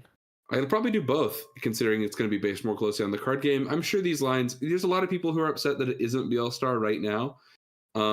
I think this is cool. Yeah, I think it's tight, and also if you give it like 5 months, you'll probably also have a slight evo into Bielstar. So who cares? It's this one, right? Zoom in more. Yeah, zoom in more. You see the yellow fangs or his yellow hair. He's got his red eye on the top of his forehead, and his face is purple with the mask. Huh. Wait. Yeah, it's pretty tight. Yeah. They put Beelzemon's face on its chest. You know what we have to do to make it more obvious? We gotta do a red circle? Yes, sir. Oh no, Oh, you griefed it. I griefed it. There we go. Big red circle. Beelzemon confirmed related to Impmon? Can we get an arrow as well? I'm looking for it. I know I downloaded one recently. This is a great time while you're doing this really awesome audio joke that I'd like to thank our listeners here on Spotify and Apple Podcasts, who we know exist and take the time to just listen to this show. I'm going to now narrate Andrew live trying to find an arrow graphic he likes. Yeah, it's gone. I have no idea where I put that thing. No, it's not in stock backgrounds. It's cooked. Yeah. Anyway, we don't know the name of it yet. I'm extremely excited. I'm also grateful that this line seems to have unexcited the other Impmon players I know, so I might be able to get this one without having a fight. Very exciting. Yeah, that's Liberator. I don't think we can spend too much longer talking about it because I know we're kind of please buy product to go. Yeah, buy product. These are like the Digivices. They're deck boxes. I really thought that Digimon couldn't get any more exciting after BT16. I was like, oh, we peaked. Like from here on out, it's going to be like blah blah blah. And then it was just banger after banger after banger. Yeah, we're up, guys. It's been real. So Illuminati confirmed. I'm always please buy product. But Digimon creators. this is my plea to you. There's a whole community that make 3D printed deck boxes. I need to see the STL files for this on Thingiverse by the end of the month. Like, someone that we should all buy one, but then we should 3D print like 9 of them. Yeah, that would be sweet. I think that would be very, very cool. But yeah, they look sick. I have no idea how much they cost, and I don't think any of that's available yet. Yeah, I hope that they don't like crush cards. The only other bit of cool like release information is that we know that Terramon and presumably Shumon are in the new VPETs as well, just like how they did Lugomon and the Seekers guys. Okay. So very excited. Do you think the deck boxes are going to be made out of cardboard? Nah, they're going to be like weird bracket plastic. Like it's expected to go. Right. What you do is you find someone to bootleg it for you. You offer it as prizing for the misplay for games. Something that runs with tournament. Look, winning a sick deck box is a good prize. Just saying. Okay, so this time we're doing sleeves. This time we're doing sleeves. So there'll be participant sleeves. We're hoping to do playmats for top something. At least top 4, right? Yeah, that was the idea. And then, you're showing up for a case tournament. So most of you are walking away with the body parts of a case. So yeah, that will be happening, hopefully July. Just got to sort some stuff out. Card games are expensive. Card games are expensive. And you know what else is expensive? They always tell you your time is precious and people like to spend a penny for your thoughts. Well, boys, I'd love to spend a penny for your thoughts today as I kind of pick your brains on some hot takes. We're going to play Memory, Gauge the Room. One day I'll actually make the theme song. I thought about that the other day, but it's Memory. There's a parentheses around the M. Damn, I'm sick. Hey, speaking of the segue, this time we want segue fan art, not hoverboards. Marcio's hoverboard joke was funnier than the segue joke, but he doesn't have another funny hoverboard joke. So now we can finally get to. I have a scooter. You have a scooter? You want to do a scooter joke? It'll be scooter, like I hardly know her. It'll be like me doing like a 360 on it, and it's just taking your ankles out. That was animal. No, fuck. What is the kid's? No, he doesn't say animalistic. He says. What are you talking about? No, the kid that was like. Bro is having a Zuma moment. I have no idea what he's talking about. This Calypso is minging. No, that was legitness. That was legitness. Yeah, that's a banger. Yeah. Wow, you pulled that one out of nowhere, huh? Yeah. Anyway, remember Gauge of the Room. That's what 11 hours of being live will do to you. Hello, viewing audience. Whether you're seeing this live here on twitch.tv/KnTElixar, if you're live and you're not there, you can go there really quick. Nobody will notice. And if you aren't live on KnTElixar's Twitch channel, you can go over to the YouTube VOD that you clicked on. I said go over. You're probably watching it on YouTube. If you're watching on YouTube, just play along in the comments, and we'll catch you live next time. Memory Gauge the Room is a game show where these 3 folks are going to be read a statement about the Digimon TCG. They're going to be given 60 seconds to respond in turn. And I just remembered my web app isn't working yet, so I'm going to have to make sure the straw picker is live. Give me 1 sec. Cool. One of these folks will be instructed to give their not honest opinion about the statement I issue them, and the other 2 will be telling the truth. And it is your job, live viewing audience, to work out who it is that's capping instead of yapping. Do you fellas all understand how this game works? God, yes. So I'm told. I think this is an extra special one because if you guys are seeing this here on YouTube, Andrew and Marcio have just finished a now 11-hour streak of being here live on the internet, thinking and talking about the Digimon card game. So I expect the takes to be somewhat lucid and the 60-second timer to be kind of in force. But if you all are ready to go, I'm going to go ahead and remember to check your DMs, not our podcast chat, for your instructions. And I will be sending you all your instructions with whether or not you will be telling the truth or a fib. Those are going out to you now. Shout outs. I'm supposed to read it out live. Yeah. Do not say this live or I'll have to start all over. Are you sure that you don't want me to read the words? Yeah, I'm positive. And regardless if it has 3 or 4 letters, I want you to shut up about it. Yeah. Alrighty, gentlemen. The statement we'll be starting today with Memory Gauge the Room is actually wait. Just make sure my timer is synced up as well. Oh wait, you've got the timer ready, right? Yeah, if you're playing live as well, you can bet channel points on these. After all of us have said our takes, I'll set the prediction timer so we can all flame each other for maybe answering the question at all. Shout out to the people that have watched episode 2, Orange. I still need to go clip Orange because. Yeah, the greatest player of all time just simply never answered the question.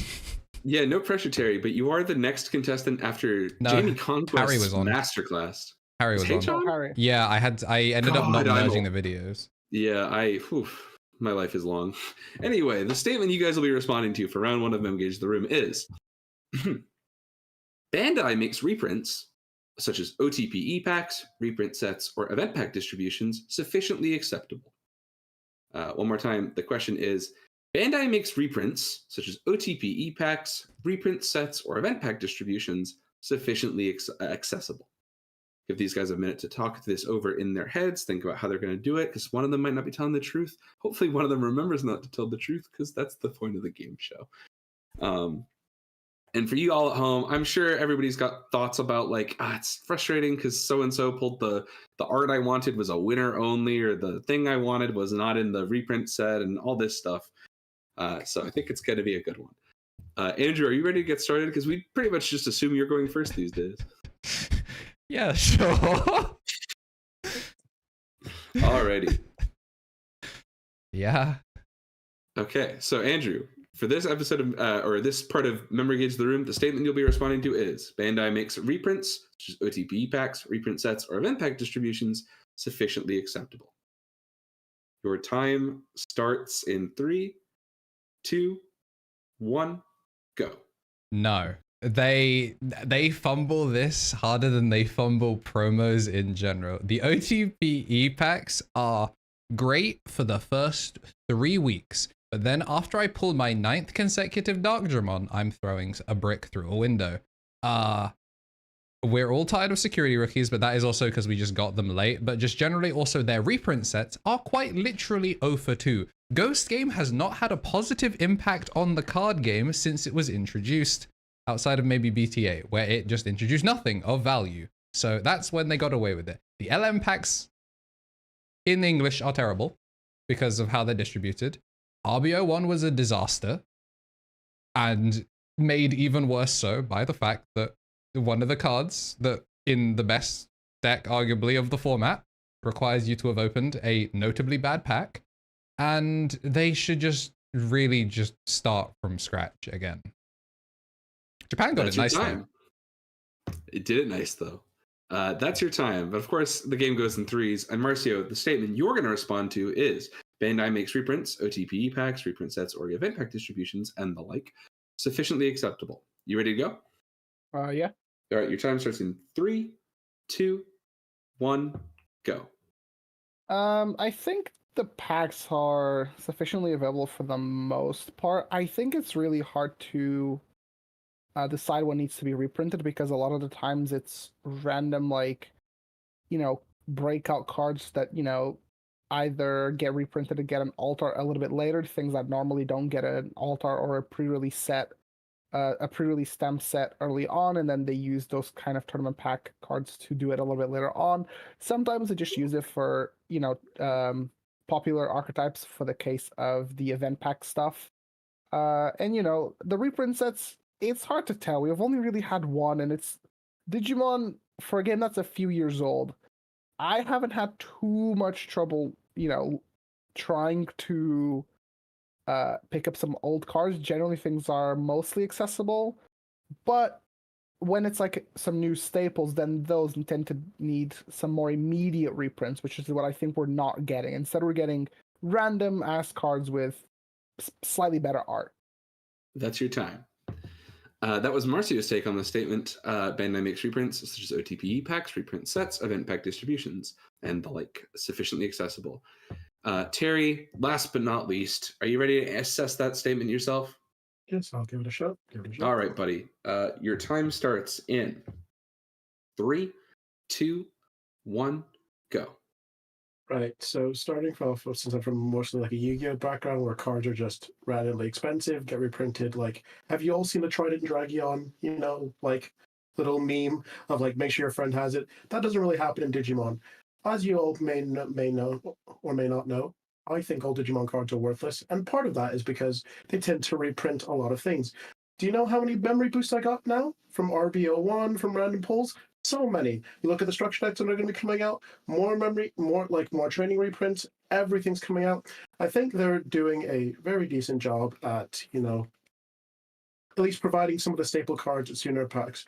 Does it suck that we got the security rookies and then the security rookies again? Sure, but it makes sure that even though like they flooded the market with it, it means that everyone has access to them, which is a very useful thing. So yeah, I think they've done a pretty decent job so far.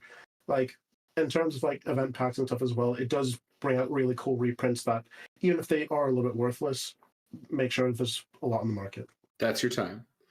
All right, fellas, and to the live chat, good job on your 60-second timers, boys. It's a tough one to crack. But chat, the prediction is live over on twitch.tv/KnTElixar, where you're currently checking out the show. Go ahead and vote on which one of these three folks is lying to you about their take on the statement Bandai makes reprints like OTPE packs, reprint sets, or event pack distributions sufficiently acceptable. A lot of stuff in there, a lot of meat on those bones that these guys dug up. Some people are sick of the distribution cycle, 3 weeks for an OTPE pack.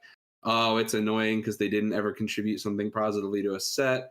Bandai is new enough, Digimon's new enough, it's too hard to get old things. It's not the worst thing that they are or aren't reprinting them. And perhaps the nuclear option. None of them are worth anything anyway, who gives a shit? But I want to know what you guys are thinking here, because it is a hot topic in Digimon recently. I'll give my 2 cents, because it's always about me at the end of the day. I think that they have been doing pretty shit reprinting stuff when they know things are getting necessary to reprint.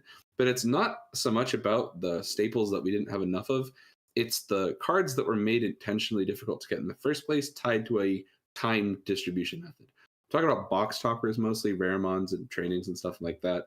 But you go far enough down the line, and eventually winners pack Psychmon's going to get expensive, things like that. So they don't do an enough job with the distribution. But yeah, let's see how we're going to do it. How are we on the predictions? People are going through nice and quick. Thanks all for getting your points in. I've got 2 more tonight because we're making this one a little bit brisk. Called the podcast later, like the episode we done sped run.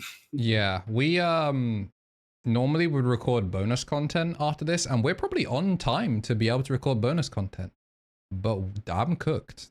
I'm not gonna hold you. I'm cooked. I can see Marcio drifting out of this astral plane every so often. Yeah, that's Marcio in general. He's in sleep mode. I could instigate and be like, you know what, guys? I think Terry's actually yapping, and be like, I think Terry thinks that Digimon isn't worthless.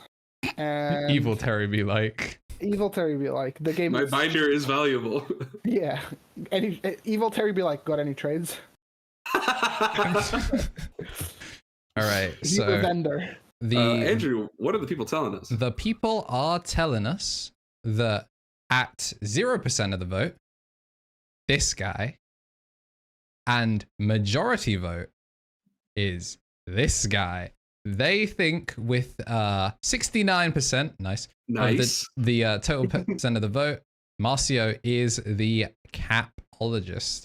And then 31% think that it is Terry as well, which actually had the most people voting, even if the least amount of channel points went behind it. Marcio, that's crazy. Were you drinking on that cappuccino, dude? Let me just double check really quick. So important. It's so important, buddy. No, my straw said true, and I spoke the truth. I generally don't care that much about reprints because, I've been playing the game since the beginning. So for me personally, it's I've had access to most of the stuff that I wanted to play, and I usually play mid-rarity anyway. Unless I'm doing a funny side quest of mid-rarity. Pre-release tamers. Or Justimon where the alts are less than a bottle of Coke. Exactly. I only really go for shiny stuff. It's super accessible, really cheap, or if I can get a funny rarity for the card. Or my bugs. favorite thing, or bugs, but that's an exception. By the way, I have a Crest Mega Kabu from Emily. So when did that materialize? Yesterday. It was a work in progress. Yeah, but I have a Crest Mega Kabu. Anyway, if a tamer has a pre-release stamp, I like it way more than an altar. I've been wanting to get pre-release stamped Takuya's for a while now because it's just like so funny. People are like, oh yeah, my Marcuses, my Ties, my my Marcus Damons. No, I want pre-release Sora. That's hard. All right. But so, of course, Marcio's strange taste in Digimon does not mean he played the game wrong. It means that a different member of the show here won an episode or won a round of Memgage the Room. Congratulations, Terry. You done lied to the people. Wow. Well, to be fair, my take of Digimon is worthless is still always my true take, but in terms of reprint, it is actually awful. Like, as a man who bought RBO1, 2 boxes of RBO1, it was not good. It was such a good lie. You were like, yeah, I bought RBO1. I got so much stuff that I wanted, for sure. No, it's sort of like the weirdest thing for me, which is... they reprint a lot of they don't technically they like print a lot of stuff, but it's not great. It's because since Brad and I started playing from basically BT1 and we have a collection, I actually get staggered by how much certain things are that just shouldn't be. Like, for example, the Pulse ones that I had 4 of at the start prior to them getting like our eventual reprint were still like 10 plus pounds. I'm like, I just couldn't fathom that, especially when it was such a really good staple. I thought Digimon did a good job for like core sets. But that's classic. I'm getting called on the chat and I don't like it. Well, Emily has expensive tastes, and sometimes that is out of Marcio's control. I think one of the funniest, more recent examples was the BT11 Mamimon had a period where the card was like $3 to $4 earlier this year, and then it just got its like reprint, and then just like shot down again. Shit is wild. I mean, BT11 is a set we've already talked about on the show about like how whack that is to get singles for these days. Yeah. But goddamn. All right, fellas, moving swiftly along to round 2 of very quickly. Sorry, quick one. No. Look at this. Marcio is wrong. Look at how shiny these are. These are just better. Look at it. Beautiful cardboard. He's blaming Emily for his poor taste. You're so right. I generally don't care. Like, for me, it's like when people go, oh yeah, my deck is maxed out. And it's like, that's crazy. This match slip is maxed out. I'm going to hang out with my friends now. It's like, I couldn't give a damn if your deck is maxed out. My guy, it's called investing in your future in nice, shiny cardboard. Shiny, worthless cardboard. I need to be playing the decks that I want to play, and money on old decks, do I look like a Galamon player? I have better things to do than It's always us. Like Ultima Cup Growlmons. That's sick, bro. You know what I want? This is spoken like a guy that only has 2 Tentamons in the game. There's like 4. Yeah, they'll suck. Yeah, this is speaking like a guy that doesn't get support. It's like, yeah, I only max out this one archetype that Bandai remembered was in the game last set. It's crazy. Yo! The least I deserve a shiny card. That's real as hell. But of course, that's the risk reward of dating an artist. And speaking of risk reward, the next statement here on Memgage the Room is as follows. The risk reward ratio on ace cards is appropriately balanced. So the statement once again is the risk reward ratio on ace cards is appropriately balanced. I'm going to be sending you folks your instructions. I'm going to have fun with this one regardless of what you send me. Your instructions are going over now. Just 1 minute, boys. I have to find all your names in my DMs because I'm such a popular guy and I get messages from people on the internet. Who is DMing you during the podcast? We should literally be at the top. You sent us things again. I don't know what you're talking about. Listen, you guys have your instructions. Start thinking. Less yapping, more getting the gears going. Yeah, you nailed that one. Yeah, there's nothing that rhymes with the yap that sounds like think. Anyway, one more time, the statement that these 3 folks are going to be responding on is the risk-reward ratio on ace cards is appropriately balanced. I'm sure you've all got this guy at locals. Somebody will tell you ace cards are not their thing. You think they were a mistake, whatever. That's not about if they like ace cards or not. This statement is about if it's balanced on the risk reward. Memgage is all about specific statements to catch people, maybe or maybe not catch them in a lie. If you're Jamie Conquest, nobody can catch you, even if you're just telling people you're lying. So yeah, that's how it goes. You should watch that episode. It is the episode of all time. Go validate me in the comments and go see the travesty that was orange. I did watch that again recently. You did not answer that question. I answered most of it. Like, I missed the every color bit, but you know what? I answered more of the question than Jamie did.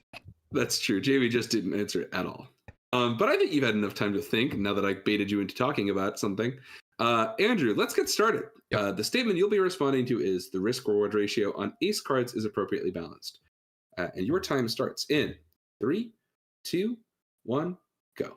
So I know a guy that's really well known for blue unsuspend decks. And he once told me the overflow isn't real. It's actually a made-up Ponzi scheme invented by the government. It's up there with public transportation owned by Europeans, even though we live in England. Did you know it's more expensive to take a train to some parts of England than it is to fly?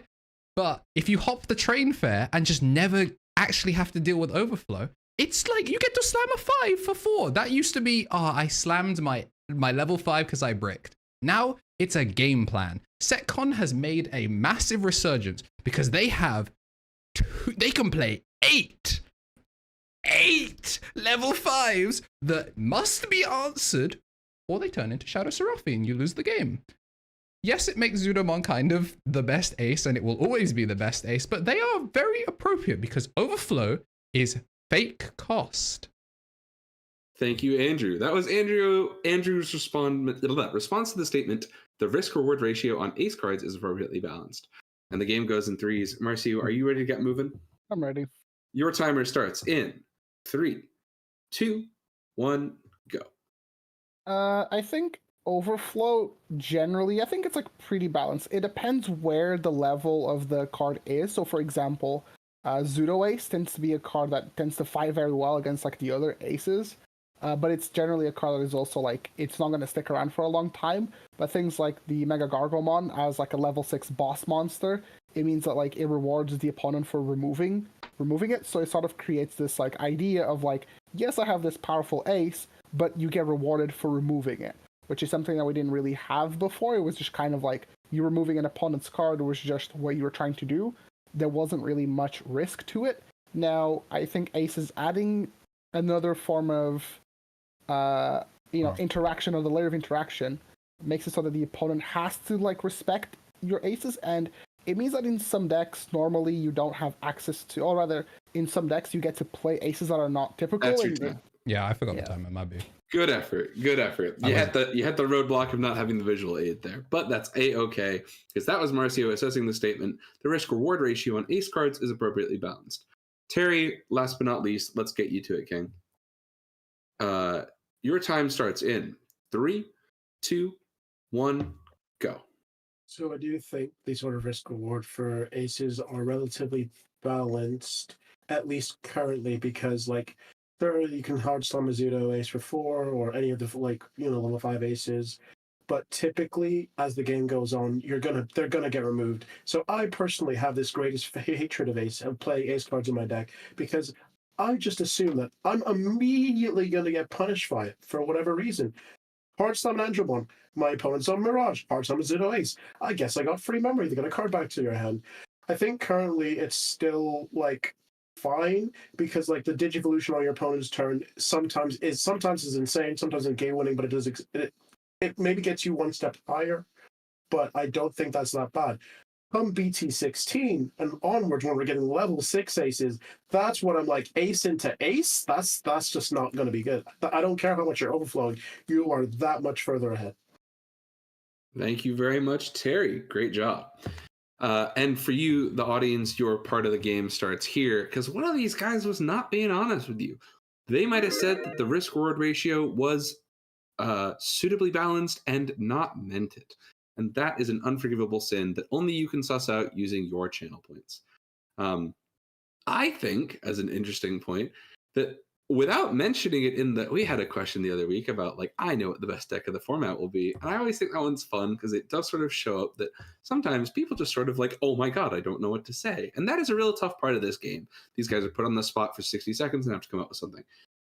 It's wild that all of them just were talking, like only I think Terry mentioned Blast Evoing, and then everything else was just about Overflow. Overflow is the risk reward. So whether or not there are other parts of the ace cards and what makes them appropriately balanced, that's the interesting thing to discuss. So my one's always interesting because I'm always like, I get to go first, I get to come up with my point, and then I realize stuff whilst I'm listening, like 30 seconds into Marcio's, I go, oh, I forgot about this. And sometimes it's not just because he said it. Sometimes it's just like oh yeah, I didn't mention that. And then I noticed he didn't mention it. And then like Terry kind of mentioned it at the end. I was like, I'm good. And there it goes. And we're getting aces that aren't just Blast Evolve soon. We're getting Blast DNA. If you haven't had a chance to play with Blast DNA, holy moly. I forgot I forgot that existed. Yeah, Omnimon BT17 is the gatekeeper deck, man. That Blast DNA pile is ridiculous. So, very funny. Interesting mechanic. Ludamon, the best card in every Blast DNA deck. Yeah, straight up. Shout out. But yeah, very interesting discussion. I think aces are tight, and that's not just because I like Davis. I probably would have played it either way, to be honest with you. So. It is crazy that we didn't see Davis. I can't wait for next week's episode where we get to see how many Davis are in attendance, because me and Marcia were saying that every single round. It's like, how are we seeing Tamer decks and we just have no Davis? Yeah, it's pretty crazy. But that's our time. You realize Germans are about being efficient, and Davis is... I don't know how it goes to time. I don't understand it. I've played that deck pretty much continuously for 4 months now. I have no idea how people are drawing in Davis. Just swing the fives. What are you doing? Anyway, Andrew, we got the numbers, I think. What are the people saying? Well, did you know that this is one where 3 different people have been nominated? We'll go from the bottom. Marcio, just a single % bet on you. 1%. Just 1%. The 1% think it's you lying. 3% think it's Terry. And then everyone else thinks that I would lie to you about Overflow being a Ponzi scheme. Were they right, Andrew? No. Deadass. Overflow is a Ponzi scheme. That's the laugh of a liar. Why do you talk to him, KBeeDS? Oh, that's actually crazy. I had to hold myself back, and I was like, Andrew, this fucking idiot, he's just like spilling my goo. He's, people are gonna immediately know that it was me. And it's like, wait, what? How have you guys like heard me talk? Overflow doesn't matter if you win the game. What? It's a Ponzi scheme. You take the cost and you give it to your opponent. If my guy dies, I overflow. What if your guy doesn't die and you win the game? What if your opponent just forgets and you Azulong ace them? And then Spoken like a man who's playing an ignorant deck in BT16. Of course! Of course! So shout out to the 1%. You person that voted on me, you were right. But Overflow doesn't matter. You know what's the best way to play Bloom right now? You play like 3 Lily Ace because it's just the best level 5 that you can hold. Because it doesn't matter with Bloom. Everything you do is for cheap. You just constantly borrow from the bank. You never give it back. I'm playing Mirage right now. You know what I do all the time? I just drop Zudos. What are they going to do? Zudo me back? Fine. If you evo your Zudo, you get cooked. I don't. I'm not evoing on that Zudo like ever. So I just win every Zudo war. What you just said is, if I can see, if he's memory gauge right here, if I simply kidding, my deck can just ignore that completely. Yes, that doesn't matter. Exactly. Oh, you want me to give you another example? Sure, man. As long as it doesn't involve you spilling goo, then I'm all for it. Early today on stream, we saw Yellow Vaccine just out level whatevers just by double dropping aces. Yeah. He was also playing against Chaos. He was also playing against Misplay, my guy. His opponent's problem. Don't bring Misplay to an event. If that guy actually had Chaos Ramon, he was gone. He digivolve your guy, overflow fucking 6, and you're cooked. Yeah, but he could never overflow. Why would you ever play on board against Yellow Vaccine? They'll just go, okay, turn 1, I'll go Magna Angemon. Turn 2, I'll go Seraphi. And you just remove 2 bodies, and you're chilling. Yeah, that's crazy. Do you want me to give you examples? Garuda has kind of stinkers. Hey, what about Myotis? That's like an ace deck, right? I heard from a caster before that it sees some play in a Beelzemon. It did get some, like, there was a Beelzemon list that was playing Myotis, which I think is a cool tech. Sure. That is all he will ever be. Yeah, purple is kind of, ace. They cheat enough memory from their bullshit anyway. They don't need an ace. But Mega Gargomon, I'm playing Terriermon, and I just accepted that, sure, my Mega Gargo overflows for 4. It doesn't matter if I win the game. You know what's really cool? It's because your ace is a double attacker that also goes, you don't do anything with your cards, my guy. There's actually, if you play the good, this question, you have to think about if you play the good aces. This only applies to the good aces. Have you read Agumon, Bond of Bravery ace, and, Gabu ace? Yeah, Agumon ace is crazy good. It's insane. It's amazing. All of the level 7 aces from BT17, Shine, Paladin. Yeah, Paladin mode is a singularly broken card. It's like one of the best cards in the whole game. Overflowing doesn't matter if you win the game, which means that they are not fair and balanced. They just gave you little stinkers to make you think that they were fair and balanced with the Garurumon and the Wargreymon. But even though Garurumon is probably one of the best Melgas we have, it's a free level 6. Oh boy. But that is round 2. I'm so good at lying. That's round 2 of Memgage the Room. And gang, nobody does it like KBeeDS. Let me tell you though, the game works in threes, just like our third player. We're going for a third round tonight. And I catered this one specifically to the day. I thought this might make a fun thing to talk about when maybe we do a little retrospective on the event. Andrew's and Marcia's first time casting Digimon. And let me tell you boys, they spectated a lot of Digimon today. And I think as a group, we might be all uniquely positioned to assess the statement. Decks that are exciting for spectators are less exciting for players, and vice versa. One more time. The statement is, decks that are exciting for players are less exciting for spectators, and vice versa. So, I'm going to break it down. If it's a fun deck for a spectator, it's not fun to play. If it's fun to play, it's not fun to spectate. That's the statement. Play. Decks that are exciting for spectators are less exciting for players, and vice versa. Does this apply to the opponent or the actual player? Hey guy, you've played Memgage before. I'm going to read you the statement again. Can you use the word players in a sentence, please? Yeah, I'd love to. Decks that are exciting for spectators are less exciting for players, and vice versa. All right. Send me my 3 to 4. So earlier when you said 3 or 4, I was thinking true or false. So when you said 3, I was flabbergasted. That should have been the biggest giveaway. I wasn't lying because I was just like, the fuck? How do you spell false with 3 letters? You're crazy, man. And it's not just because you've juiced your brain by talking and playing Digimon for 12 hours. It's because English eludes you. Yeah, I was cooked. Gentlemen, if you'll please direct your attention to our DMs and not the pod chat, you'll have your instructions. One more time for our audience, or for editing Andrew to stick in front of this clip, because I can already smell a rat on the ship. The statement that these fine folks will be responding to is, decks that are exciting for spectators are less exciting for players, and vice versa. Andrew, actually, let's mix it up. Hey, Terry, let's have you go first, big dog. Okay. All right. Your time starts in 3, 2, 1, go. I mean, I don't think that statement is necessarily true because, like, for example, I despise Beelzemon with a burning passion, but watching it today was pretty hype, watching a man summon all the luck in the entire room to his very deck. Like, even weirdly, like, I enjoyed watching the Setcon game against Mirage. It's probably, like, because it's actually was watching paint dry, but you know what? Sometimes you just nice and ease in and relax.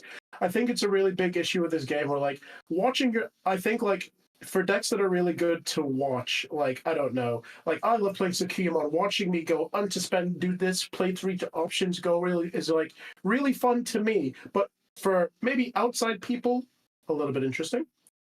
For my opponent, who is also spectating me, it's not really great to be, comboed on, and I don't really think it's a really good statement to make. And that's your time. Ooh, he put a bow on that one. Perfect. Way to go. It's tough going first in this game, so appreciate it when he does it. I was not ready to go first. I hit you with that full screen mix up on that one, big dog. And then I love mixing it up again. So Andrew, it's your turn. Yeah, it was good because I went to go see if I could fix the chat. It's not back. So chat is cooked, but maybe they can still hear us, and that's half what no, we your need chat's for a fine. game. It's just the merged chat. I thought I got banned from my own chat, which just happened before. But Why no, would you do that? It was just the software. So yeah, we're on Twitch only chat, but most of the people are playing on Twitch anyway, so it's not a problem. Alrighty. Andrew, the statement you'll be responding to one more time is minimized on my screen. Decks that are exciting for spectators are less exciting for players, and vice versa. Your time starts in 3, 2, 1, go. I think that decks that are exciting for spectators are all kind of exciting for players, and you have to take them with a pinch of salt when you are the person on the other side of the table. There's a little bit where sometimes you see the like, oh, yo, they're doing their thing. And I think it's there's caveats. If you have the unsearchable one-of and it hits you, suddenly it's a lot less fun for the player on the other side of the table. But for everyone else, it's pretty cool, especially if the deck is on a miracle run and hasn't been consistently going through every tournament and finding the one-of. So it's very context-based, but I think in general, because every player is also kind of a spectator, if you can take yourself out of the I'm getting sacked, every single fun deck to watch is fun to play in the vicinity of as a player and even as an opponent if the deck's not consistent. And that's Andrew's time. Lastly, the game goes in threes, and we've saved the best for last because he always shows up when it's time. KB, you ready to go, buddy? Yeah. Your time starts in 3, 2, 1, go. I think that spectator-friendly decks are not the best for the player. Now, Terry brought up a good point about Beelzemon. If I was playing against Beelzemon and I was playing against, Quang, and he was one memory short and Mill's Deathslinger, I would probably pull my teeth out and I would go tell my friends how I got sacked. But for the live audience, it was like, oh my god, Baba Booey, that was sick. Same thing with decks that have true inevitability, like Royal Knights, for example. We can be there, chanting one more night, and then the Royal Knights player will just see the Leopardmon and the Omni, and it's just like, bro, he just had everything, I got sacked. Sometimes, I think people like rooting against certain decks as well. Like Numemon, I think it's a fun deck to root against because it's it's Numemon, and then you're watching Gallantmon, and it's like, whoa, that was crazy. But if you're the Nume player, you're like, oh, bro, Gallantmon, my worst matchup. So yeah. Good job. That's your time. This is the part where you guys step in, chat. I need you to determine based on a prediction that's about to go up on the Twitch chat. I bet. I'm really good at this one. I'm really good at this game. They have assessed the statement: decks that are exciting for spectators are less exciting for players, and vice versa. Hoping that we can kind of shed some light on this, because I think these guys put a little bow on this one. This is a toughie. I thought of this one when I was sitting there watching the Raid and Trade stream this afternoon, where if you're watching this live on YouTube, because the video is up on YouTube, I should say, not live, you're probably not watching it from the editing PC. That would be weird. But if you are seeing it, Andrew Marcio today finished, as of our recording, 10 hours of casting and 2 hours of podcasting. So competitive Digimon and the spectating act of it was kind of on everybody's tip of the tongue today. Some good decks, Beelzemon deep runs, some decks where we were like, we've not seen Mirage since round 1 where it lost to SatCon. It won the whole tournament. It does that. Kind of won one note deck. So some folks find things exciting, and taste is subjective. Yeah. There's no objective correct answer to most things. Some people can't get enough of a Deva mirror. Some people would rather actually go paint a wall beige. So there's a lot in the sort of gray area here. But I would love to see which one you guys think out of these folks had told it. A lot of specific mentions of decks. I thought that's interesting. Like I said, sometimes the questions are specific and the answers aren't. And it seemed like we had individual options for talking about decks. Seems like that's the sort of thing that everyone kind of jumps to mind to. The thing is as well, you can always kind of tell like what color people play by their answer to that, or like what their truth is to that, because everything's context based. Maybe there are Nume players on Henny Hager. All he did was resolve the thing and got half my board. Well, so His deck counters me. Well, it's a weird vibe because, for example, being a yellow player, people default to me going, "What do you mean? I like to calculate my moves, but what do you mean? Your security can bail you out." And I'm like, "Yes, but I know what's in it, so now I can hopefully plan around it." Purple, on the other hand, big mill, just see what I get. Draw one, trash one. Draw one, trash one. Mill 3. If I hit it, I hit it. Yeah, I mean, shout out to the Digital Gate Studios one. Basil hates purple, bro. That guy immediately you mentioned pay for it, he's mad. Hey, not every color can be Bandai's chosen, and that's something we've talked about on previous episodes. Shout out to Evil Marcio.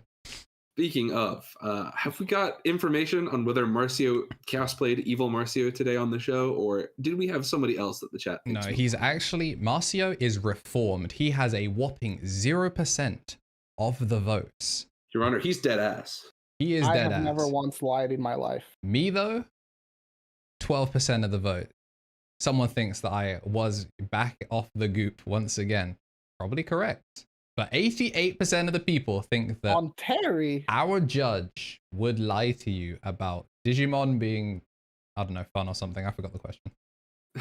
It was, if spectator decks are as fun as they are to play, it doesn't matter. We're at the last round of the game. For players. Hey Terry, were you lying, guy?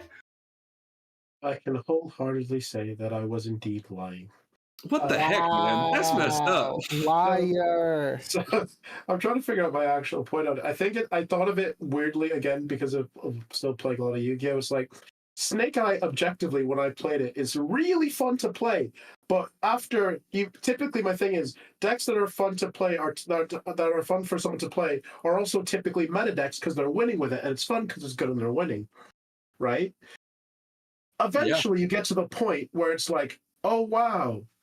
Oh, it's just another mirror match again, or I get to watch you do something. Again, resolving the Mirage cards, moving them around for the player, doing like a shout out to Sheeny Carey, the full like Thomas flip back up to his hand for the like burst Evo. Sick, it feels so smooth. Me sitting there watching it going, please God, please, just let this dog die. I can elaborate on this. My roommate is the UK's best Alphamon player. And so every time we playtest, when it's his turn, I open Twitter. Because I know he's not going to cheat because we're testing. But I'm just not about watching Doru draw one, gain one, evolve into Dorugamon effect, Dex Dorugamon, pitch one, gain one, but retaliation blocker, evolve into Dorugamon, reveal top 3. Oh my god, both of my Oryukens. Yeah, I guess I'll load one. You see though, when Alphamon was absolutely best deck in format, hated it. Harry at the 3v3 watching him resolve those cards. Let's go! This is the best thing I've seen in my entire life. I think But that's contextual, Terry. Yeah. Was Harry not playing against Machine Dramon? True. Also, yes. Or Hunters, perhaps, in the grand final? Alright, okay. Yes, yeah. But like, fun fact, I think I would hate playing against Machine Dramon, but I think that some part of me will feel like I would enjoy playing it. Oh, sorry, pardon me, because my guy Chaos Uchi hit me with that's just an actual comment in our Twitch chat and not a statement I write to start arguments, but you've written bands make old decks cool, and nobody is allowed to respond to it because if you say anything, that's going in the folder. Nobody talk about it, pretend you didn't see what Usman wrote, and I am saving that one for later. Very I was getting cooked live on the show. We're gonna invite like Brad. No, we invite Caleb. We invite Caleb on the show. Holy shit, that's so funny. Yes, please. So for those of you that don't know, we have this friend, Callum Flanagan, the Mafa GCSE. Callum Flanagan. He plays a lot of Street Fighter. He's gonna kill you. He's like he really loves King of Fighters. He hates Mortal Kombat. Yeah, he hates NetherRealm. Okay, let's. Okay, so Caleb, you know, he loves fighting games and he's like a professional fighting game player and he plays Digimon on and off. And Caleb, he got into Digimon because purple breaks the game and it's the closest thing to Yu-Gi-Oh. But Caleb has this like sort of obsession. Curse. He's obsessed. No, it's like a curse at this point, where whenever Caleb wants to play something, that deck will get banned. So Caleb, I have never seen a man so excited to play Lilith Loop, and I'm talking BT7 Lilith Loop. You know what happened before those cards came out? We got Eismon restricted, and we got Mega Digimon Fusion banned, and Caleb bailed out. And then Caleb came back For a funny loop. For a funny loop. And then Calling got banned, and then he left. And then Caleb came back and he was playing Belphamon. And then the scatter mode got banned and he left.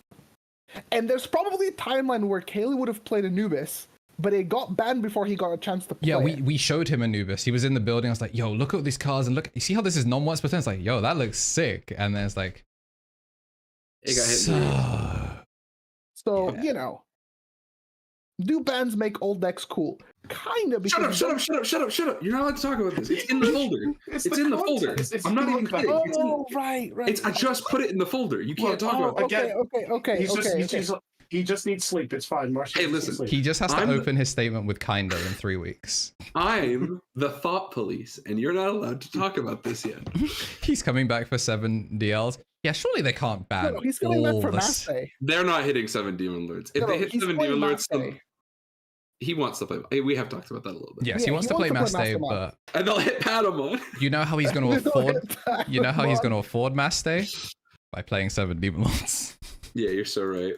It'll be the choice restrict. He's going to show up and like, all right, so I get a 20% chance to win the game, and they're like, no, they patched that out. Thank you very much for your time, as always, here on Memory Gauge the Room. Great work, boys. I love making you all argue for fake internet points and to entertain the Twitch chat here over on KnTElixar, where you should watch us next time we're live. I think, considering that we were trying to expedite this one a little bit, and we pretty much hit it on the dot 2 hours, I would like to make a special exception here before we get to our wrap-up. If you aren't aware, this is Andrew's personal Twitch channel. It's twitch.tv/KnTElixar. But you should go ahead and follow him. He's also the same handle on, well, it's actually, if you're on Twitch, it's down here somewhere. And you should follow Marcio. It's at KBeeDS.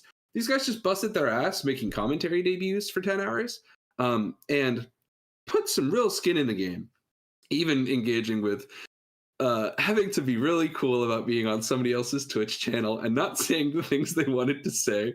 And that's fine. Sometimes you all got to be bigger men about it. If people get themselves temporarily banned after the funniest goddamn part of the day.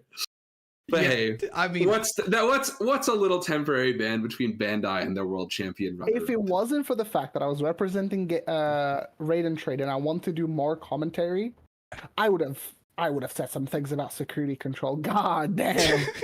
It was our first match, and when he flipped the egg, I'm like, oh, yellow vaccine, and he played the purple Kari, and because we played so much with John, I was like, maybe it's based. And then the second card came down. Like, it was also very funny that somebody was like, Frozen got banned, and Andrew was like, oh god, yeah, started clapping and shit. Yeah, like, and then he shows up later on, and Andrew's like, yeah. How's it going, Frozen? I thought it was so funny. Now that we're here on, now that we're on our part of the internet, bro was like, "It's my list. That's the deck I play." It's like, shut up. Wow, both of my decks, and it's like, stop shut fucking yapping. You're such a weirdo. Like, why aren't you playing? Stop getting banned and being. Yeah, there's a reason why you're watching and you weren't playing. It's just so weird. Just be normal. What's wrong with you? Anyway. It was so funny. Marcio's in the shirt, and I'm just like, they'll have me back. I don't have to dress nice. I put this on, picked it up off the floor outside this room, and he did not. Dirty laundry. Yes, sir. I think I can't remember what I wore it to. He, self-control. He was like, I'm in business mode. Me, I'm loud and outspoken on the internet. I will get away with clapping for someone getting banned. That is the brand. Yeah. We are unabashedly Unapologetic. I'm out of focus. Oops. Yeah. But yeah, shout out to Raid and Trade. It was really sick. Shout out to Raid and Trade and Agito for giving us the opportunity to actually cast the stream and, you know. Yeah, shout out to Wald for letting us do a dual cast unprompted. Shout out to Yor for being our camera guy and like point of contact. Yeah, it was Sarah, a you got fun anything time. you'd like to shout out? You got like, you know, making these guys do it. Oh, one more thing. Actually, I just said I'd ask you, but then I want people to remember that they have to read Liberator for next week. Read Liberator for next Saturday, 7 p.m. and some change UK time. Make sure you're caught up. There's 2 chapters, and I don't believe the next one will be out by then, so you should have plenty of time to get yourself squared away. But yeah, anyway, sorry, Terry, do you got anything you want to plug, buddy? Sadly, no. I'm not a content creator. I'm not really doing much. Don't you usually post on Twitch you're from like the account? You're in like 2 of my videos. You're some of my best work. Thank you, son. But no, like, well, I'm happy. Like, I've been on both of the channels. I've been on Marcia's. I've been on just before. I've really enjoyed the content there. Just generally, most of the DigiTubers in the space are really doing their best with all the content that's going on. Weirdly, I do actually really want to shout out. Oddly enough, it's a bit of a weird plug, but Hyper Coliseum, because a lot of their content's really good. The dual casting is like a lot of the things that you got. I think I would like to see more on, like, say with Andrew and Marcio. The chemistry always makes these things better, so that's really good. Yes, shout out Fanboy3, best locals in the UK. Don't at me. Yeah, I think that's pretty much it. Really quick, shout outs to DCGO, I think is going open beta soon. Oh, speaking of, we have to talk about that. I thought we might want to wait till there was a date. No. We have a month. It's coming out in May, but BT15 is now patched in. Yes, it is now being tested. The thing I wanted to talk about is the it's being tested. This shout outs to Emily for the breaking news, but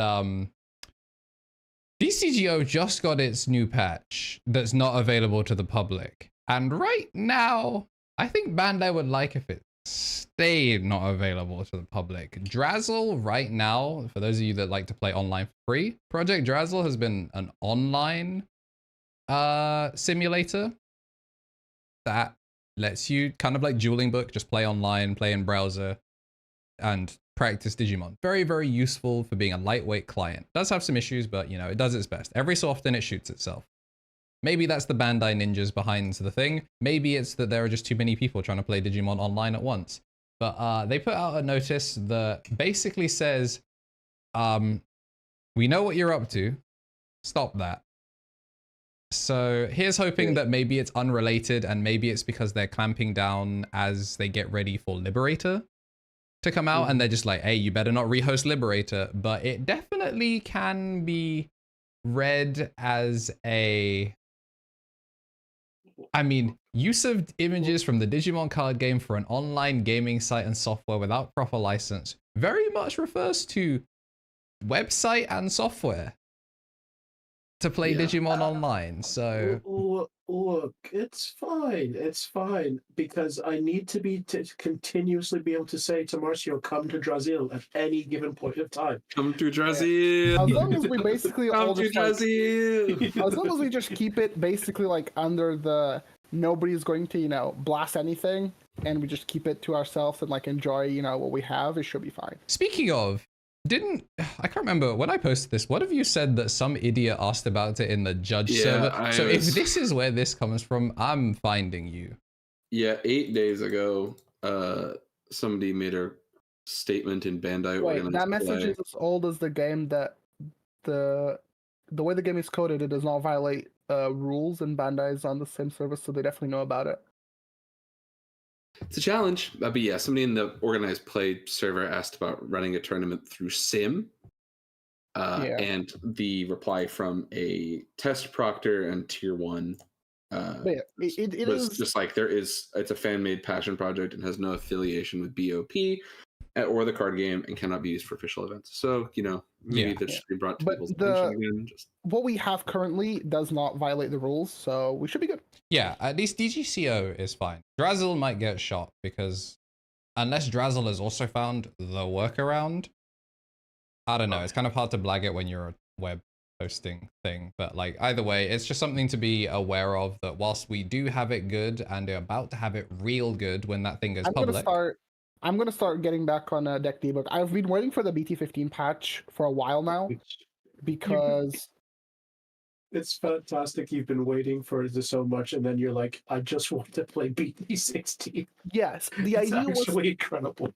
The thing is that the BT15 has like really cool decks that you know they might not be the strongest decks, but I think they're fun decks to show to people, and I just wanted to sort of like get the game out there, plus just like being able to play against like relevant decks. So I'm gonna be working on deck debug again, trying to get a couple, at least like 2 or 3 of them out, but no promises. Yeah, hopefully it also means that Lethal or Living will be back to being every 2 weeks instead of whenever. Right now we're doing a little bit of Zenimon Zoom In because it's easier for me to make that show, because until people start submitting clips at the end of like the YouTube videos and actually filling out the form or doing !M4G clips in the Twitch chat to get the form, I have to find content. Luckily we had a regional that was actually televised, so I can find clips from that will be good. But at the end of the day, this is really a community effort, and right now the community is consisted of me and like I've had some submissions from other people, but it's a lot of me doing a lot of heavy lifting and trundling through like videos. So if you could make my life easier, you don't even have to be submitting your own stuff. It could be a YouTube video of someone else's that you watch and you think, oh, this would probably work.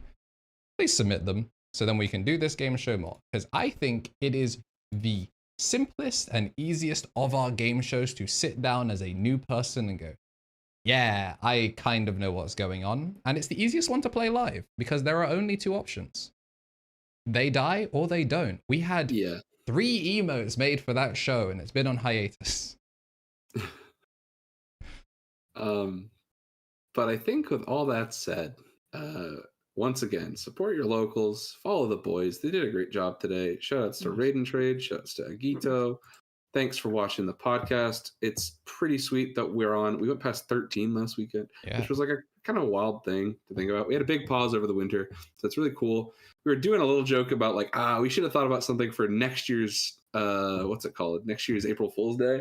So it's like, well, here's to getting to that many episodes. But yeah, I think that's everything from me. If you guys want to say anything else, or card games are sick this year. This format wasn't as bad as I thought it was. Thank you guys for having me on, and I can't wait to complete the Tamers wins or tops at the next regional. So Sakuyamon to the moon, baby. Yes, sir. There'll be no Boko this week. Your bonus content is a full-on 10-hour live stream that me and Marcia were running, so no Boko this week. But I say that I have Boko to edit, so maybe Boko will just come out soon after this. I will get a video out tomorrow. Oh, we gotta do more of the picker thing, just as like a dud sometime, by the way. Gotta do all the X antibody forms and shit. Yeah, there will be more Boko, just not tonight. We need to do the yellow one, so Terry will probably be on next week. Might be our consistent guest as well when we don't have a guest, now that we are on consistent Saturdays. With an asterisk. If we have events, we won't be there, obviously. But we'll try and do stuff at the events. But, Hotel Room Podcast. Yeah, this is us. We might be live tomorrow playing Rivals. If not, see y'all next week or in a YouTube video or something like that. Peace. Oh, that's the wrong guy. Boofed it. I've just boofed it. We'll get us out of here. Zumi Mama.